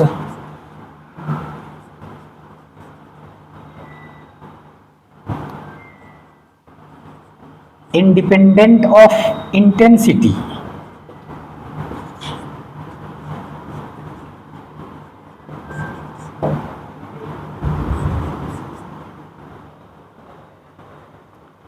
दूसरा कि टाइम में कोई लैग नहीं था।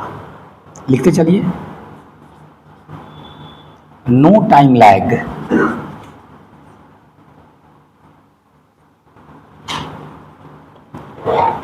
Between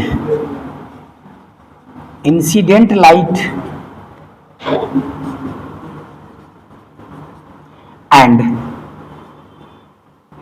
emission of electrons. उसमें कोई टाइम का लैग नहीं था। लाइट मारा, इलेक्ट्रॉन निकला। समझने वाला बात सब अभी सब चल रहा है, इसका खाली एप्लीकेशन पार्ट आएगा। थोड़ा सा भी दिमाग पर जोर पड़ रहा है तो डालिए, जो कि आपके पास है। किसी को शौक नहीं है रे, बोल नहीं रहा है, ये दिमाग है ना। और इसे बोलोगे तो लोग कहेगा कि सर अब तो हमको ये नहीं समझ आ रहा दिमाग कहते किसको है, तो हम कहा बोले। इतना नहीं ना गड़बड़ा गए हैं। ठीक, और तीसरा आप खुद बोलेंगे, क्या बच गया तीसरा? थ्रेशोल्ड वाला, ठीक है ना। No electrons were emitted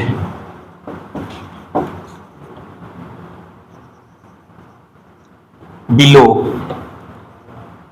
a fixed frequency for a given metal. कोई मेटल ले रहे थे तो उससे नीचे तो नहीं निकल रहा था, ठीक है ना।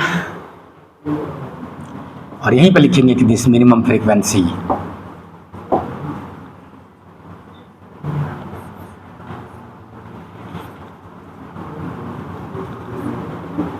Is called threshold frequency. New not से दिखाएंगे।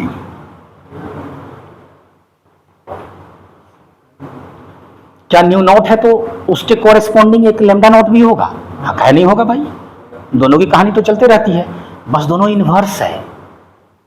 ई बराबर एच न्यू है, ऊपरे है, हाँ लैम्डा नीचे है।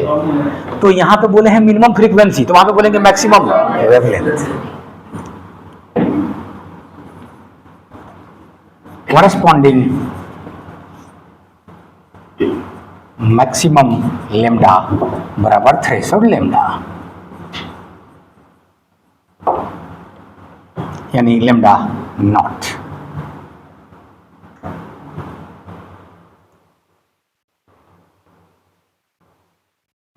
तो थोड़ा फिर से सजा के बोला जाए, वो फ्रीक्वेंसी जिससे कम पर फोटो इलेक्ट्रिक एमिशन नहीं होगा उसको कहेंगे threshold frequency.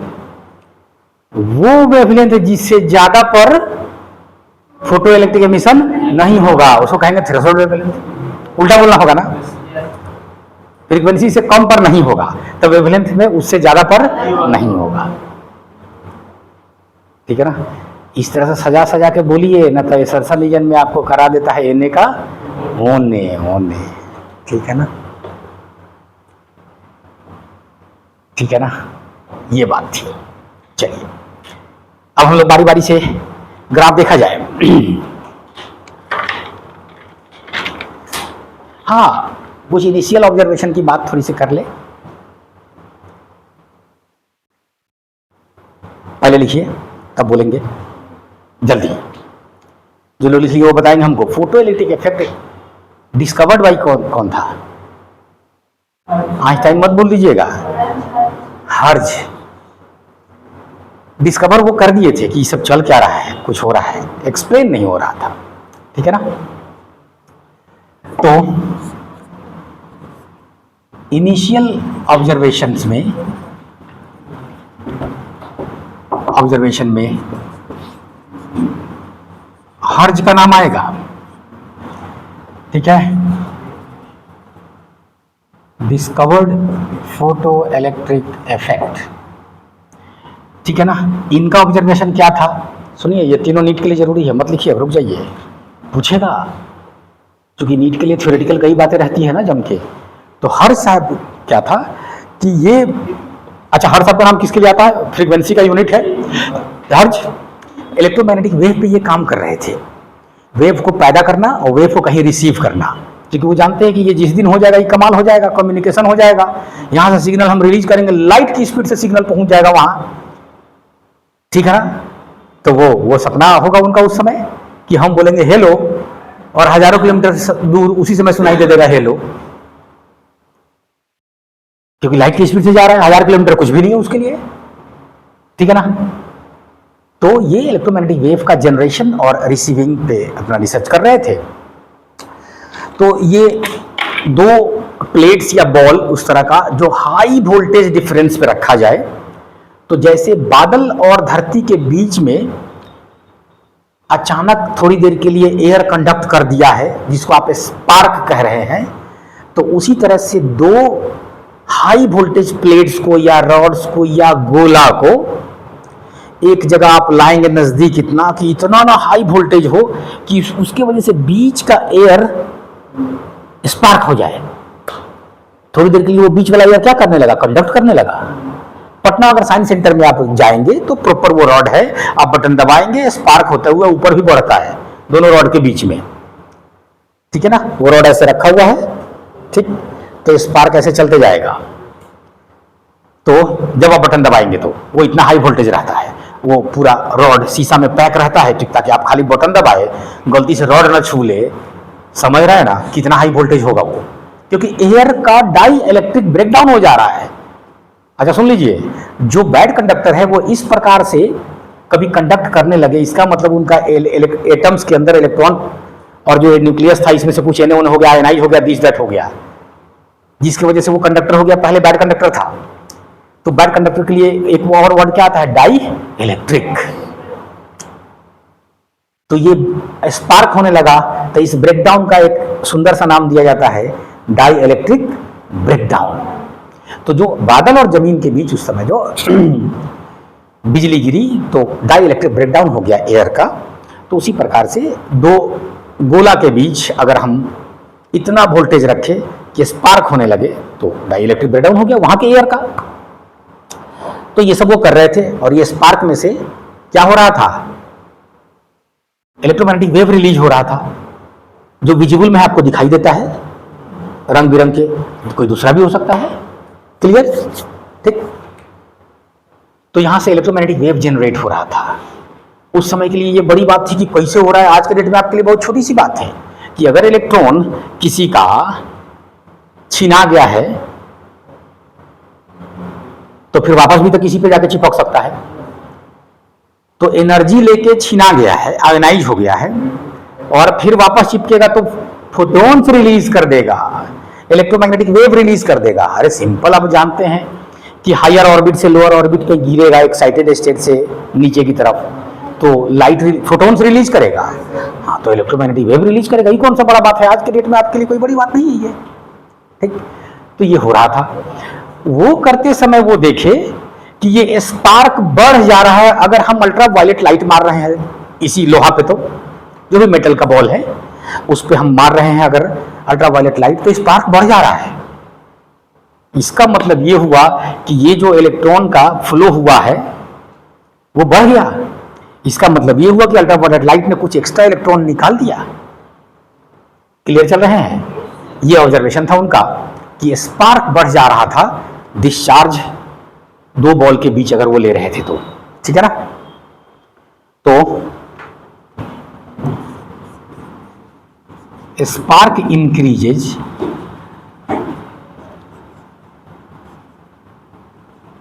when the metal balls are incident with UV light। ये हर सब ऑब्जर्वेशन था। रुक जाइएगा, तीनों साइंटिस्ट का एक साथ नाम आएगा तो अच्छा रहेगा, ठीक है ना। लिनार्ड साहब ने देखा कि ये जो डिस्चार्ज ट्यूब है उसके कैथोड पे अगर हम लाइट मार दे रहे हैं तो करंट बढ़ जा रहा है। समझ पा रहे हैं? और आज आपको पता है कुछ नहीं, ज्यादा इलेक्ट्रॉन निकाल देगा लाइट मारने से तो करंट बढ़ जाएगा, क्योंकि current is rate of flow of charge. ये कौन सी बड़ी बात है, ठीक है ना। तो लिनार्ड साहब, अच्छा लिनार्ड साहब का ऑब्जर्वेशन तो ये था ही, इनका एक बड़ा कंट्रीब्यूशन ये था कि डिस्चार्ज ट्यूब के सेटअप में ये बहुत मेहनत किए थे कि कैसे कैसे होगा, कल होकर वही हेल्प किया एक्सरे के प्रोडक्शन में, वही हेल्प किया क्या क्या में, सब चीज में।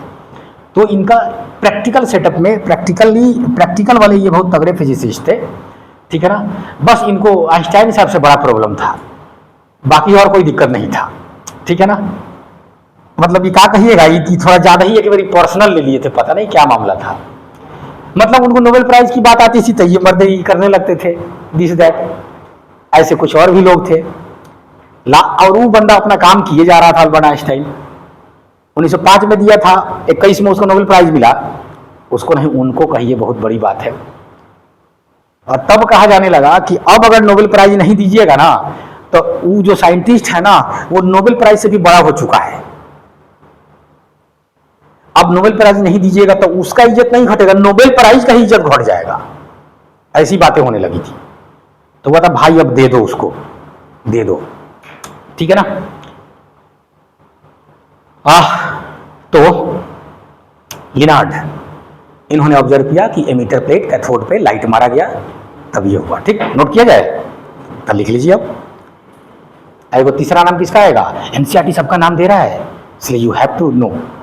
सुन लीजिए एक बार, यहीं से बोलते चले। आप बाकी चैप्टर में फिजिक्स के एनसीईआरटी कम पढ़ते हो ज्यादा पढ़ते हो, हालांकि पढ़ना चाहिए जम के, क्योंकि आप जानते हैं रिसेंट ईयर्स में एनसीईआरटी ओरिएंटेड चीजें ज्यादा हो गई है फिजिक्स में भी। तो आप बाकी चैप्टर में कम पढ़े ज्यादा पढ़े उतना नुकसान आपको नहीं होगा, क्योंकि आप अगर सही से गाइड बनाए हैं, ठीक है ना, ढंग से क्लास किए हैं, क्वेश्चन खूब बनाए हैं, तो फिजिक्स में आपको कोई डरने की जरूरत नहीं है। लेकिन मॉडर्न फिजिक्स में थ्योरी पढ़ जाइएगा, कम से कम मॉडर्न फिजिक्स में एनसीईआरटी का थ्योरी पढ़ना जरूरी है, ये ध्यान रखिएगा। बाकी में आप एनसीईआरटी नहीं भी पढ़े तो उतना टेंशन नहीं है, क्योंकि लगभग सब बात आपके क्लास में, गाइड में, सब में आ जाता है। ठीक, चलिए अब लिखना शुरू कीजिए तीनों साइंटिस्ट का। लिनार्ड, ठीक, इन्होंने देखा कि फोटो करंट इंक्रीजेज, या माने वो सीधे कहेंगे करंट इंक्रीजेज, क्योंकि फोटो तो बाद में ना नाम आएगा, लाइट मारने की वजह से ना करंट होता। Current increases when cathode is incident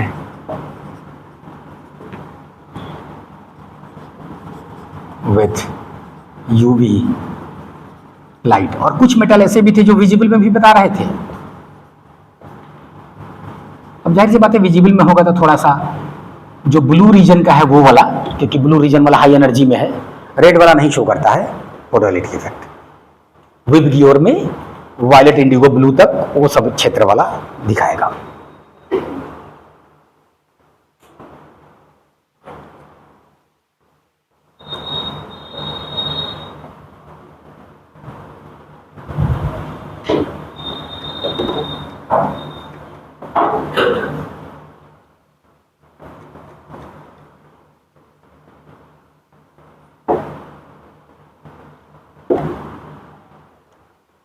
ये फिगर फिर आप दोबारा मत उतारिएगा, हम इसको खाली एक कोना में रख के फोटोइलेक्ट्रिक इफेक्ट पढ़ाते जाएंगे आपको, क्योंकि बार बार इस पे इशारा करेंगे। ये देखो, हर्ज लिनार्ड के बाद जो तीसरा नाम एनसीईआरटी आपको दे रहा है वो है हॉलवा का।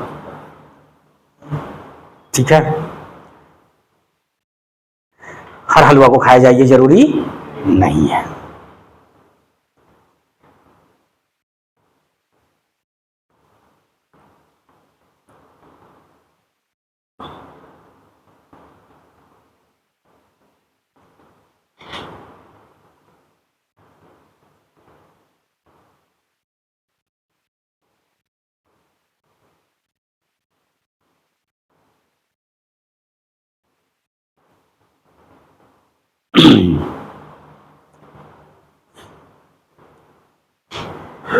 ठीक है ना, आज अच्छा लग रहा है कि अपने पूरे अंदाज में हम आ गए हैं मॉडर्न फिजिक्स पढ़ाने में, और इसको रिकॉर्ड कर ले रहे हैं ताकि हमारा पोता पोती भी पढ़ ले। ठीक है ना, हाँ।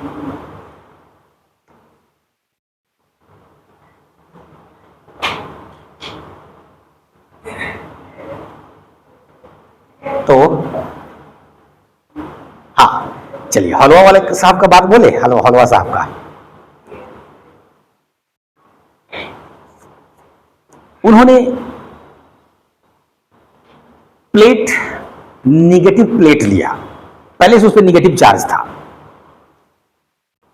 ठीक है ना, और उस पर जब मारे वो अल्ट्रा वायलेट लाइट तो वो न्यूट्रल हो गया। ठीक, तो उस समय के लिए ये बड़ी बात थी, लेकिन इसलिए हम लोग नोट करेंगे। लेकिन आज के लिए आपके लिए बहुत आसान चीज है, किसी भी चीज पर निगेटिव चार्ज है इसका मतलब इलेक्ट्रॉन की संख्या उस पर ज्यादा है, ज्यादा है। तो लाइट मारे तो एक्स्ट्रा इलेक्ट्रॉन निकल के भाग गया, वो न्यूट्रल हो गया। ठीक है ना, चार्ज कम हो गया, कम होते होते न्यूट्रल तक जा सकता है। तो ये बात हम लोग नोट करेंगे, लेकिन इसमें एगो गहराई छुपा हुआ है कि हम लाइट मारते रहे प्लेट एगो आपके हाथ में दे दे, और पहले से निगेटिव था, लाइट मारते मारते तो न्यूट्रल हो गया, और लाइट हम मारते रहे तब पॉजिटिव भी हो सकता है। तो याद रखिएगा, जो पहले फील करा चुके हैं, जब तक उसको कोई दूसरा इलेक्ट्रॉन का सोर्स प्लेट को नहीं मिले, जैसे कि ये बैटरी, ठीक है ना, तब तक कोई अकेला प्लेट जो आजाद है ऐसे आपके हाथ में रखा हुआ है, उस पर कितना लाइट मारिएगा वो न्यूट्रल से न्यूट्रल ही रहेगा। एक बार फिर से क्यों तक कहिएगा, जैसे अब इलेक्ट्रॉन निकल के भागना चाहेगा तो प्लेट पे क्या चार्ज आ जाएगा, और उसका टांग पकड़ जाएगा, चल वापस, चल वापस। तो ये हॉलवा साहब का बात पढ़ते समय आप ये बात मिस कर जाते हैं कई बार, क्योंकि ये बात गहराई वाली है, बार बार सब जगह कहा भी नहीं जाएगा, क्योंकि गहराई वाली बात है इसमें। वो ये कि भाई वो निगेटिव था तो ठीक है, एक्स्ट्रा था तो एक्स्ट्रा को दे देगा इलेक्ट्रॉन, भाई भागो हमसे, न्यूट्रल हो जाएगा। लेकिन एक बार न्यूट्रल हो गया तो ये मत सोचिएगा कि हम लाइट मार के किसी बॉडी पे हम पॉजिटिव चार्ज ला सकते हैं, ये नहीं होगा संभव, ध्यान रखिएगा। लाइट मार के ये कुछ स्पेशल आप अरेंजमेंट करेंगे तब हो सकता है, उस स्पेशल अरेंजमेंट की थोड़ी सी चर्चा कर लें, नोट नहीं करेंगे, ठीक। ये देखो, ये एक प्लेट है, इसके बिल्कुल पास में एक प्लेट हम रख दें, अभी तो थोड़ा सा गैप भी दिख रहा है, वो भी गैप नहीं हो, और बिना बैटरी के ही हम इसको तार से ऐसे जोड़ दें, और तब इसके अंदर हम लाइट मारे, ठीक है ना।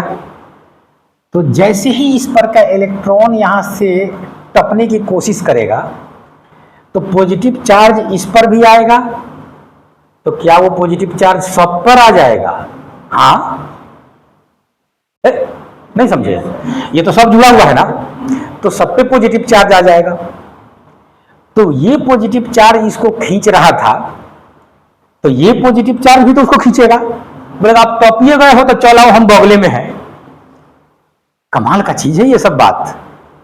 जब तुम अब टपिए गए हो तो आ सकते हो, क्योंकि तुमको बहुत देर अकेले नहीं रहना होगा, और तुम जल्दी से आके इस पे चिपक जाओगे, तो ये पूरा सिस्टम पहले न्यूट्रल था तो अभी भी न्यूट्रल ही हो जाएगा, कोई दिक्कत नहीं है। तो ये स्पेशल अरेंजमेंट अगर इस तरह से आप किए हैं तो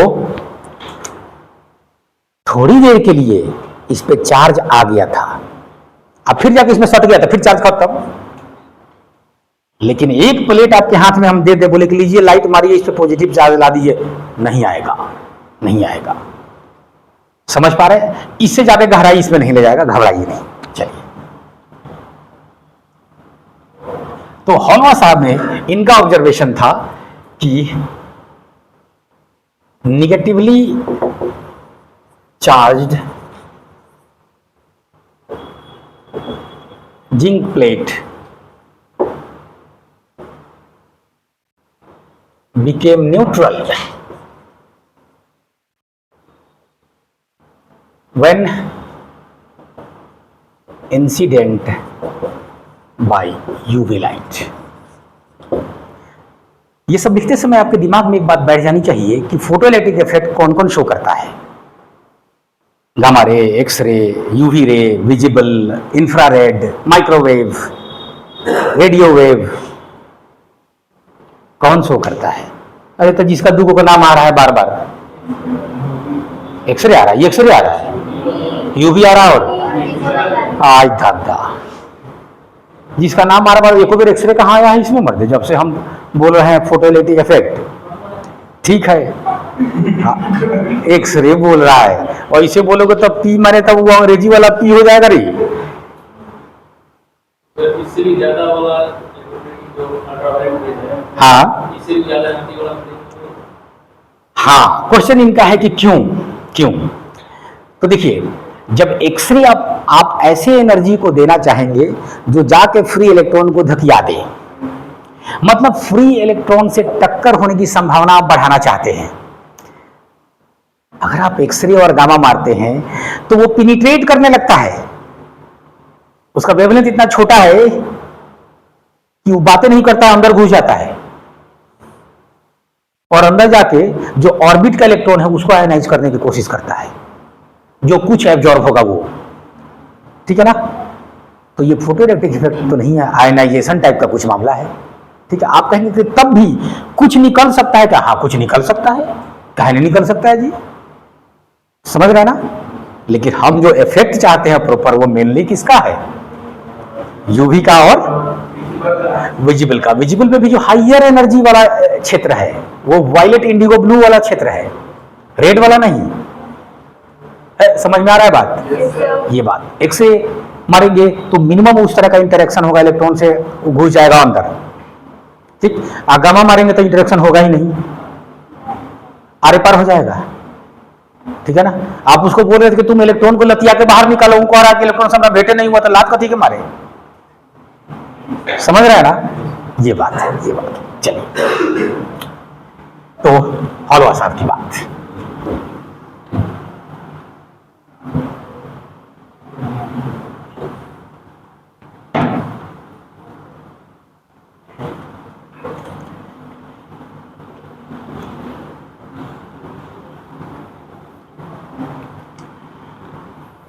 चलिए, तो ये तीनों साइंटिस्ट के ऑब्जर्वेशंस की बात हो रही है। थोड़ा देर और चलेगा?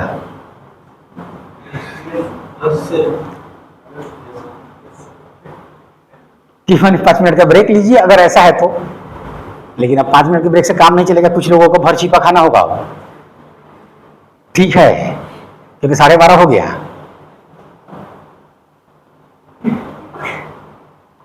कहिएगा तो रहने देंगे, लेकिन एक सेशन और अभी जाएगा इस पे, एक सेशन मतलब 2 घंटा और लगेगा ये डी ब्रॉगली तक खत्म करने में।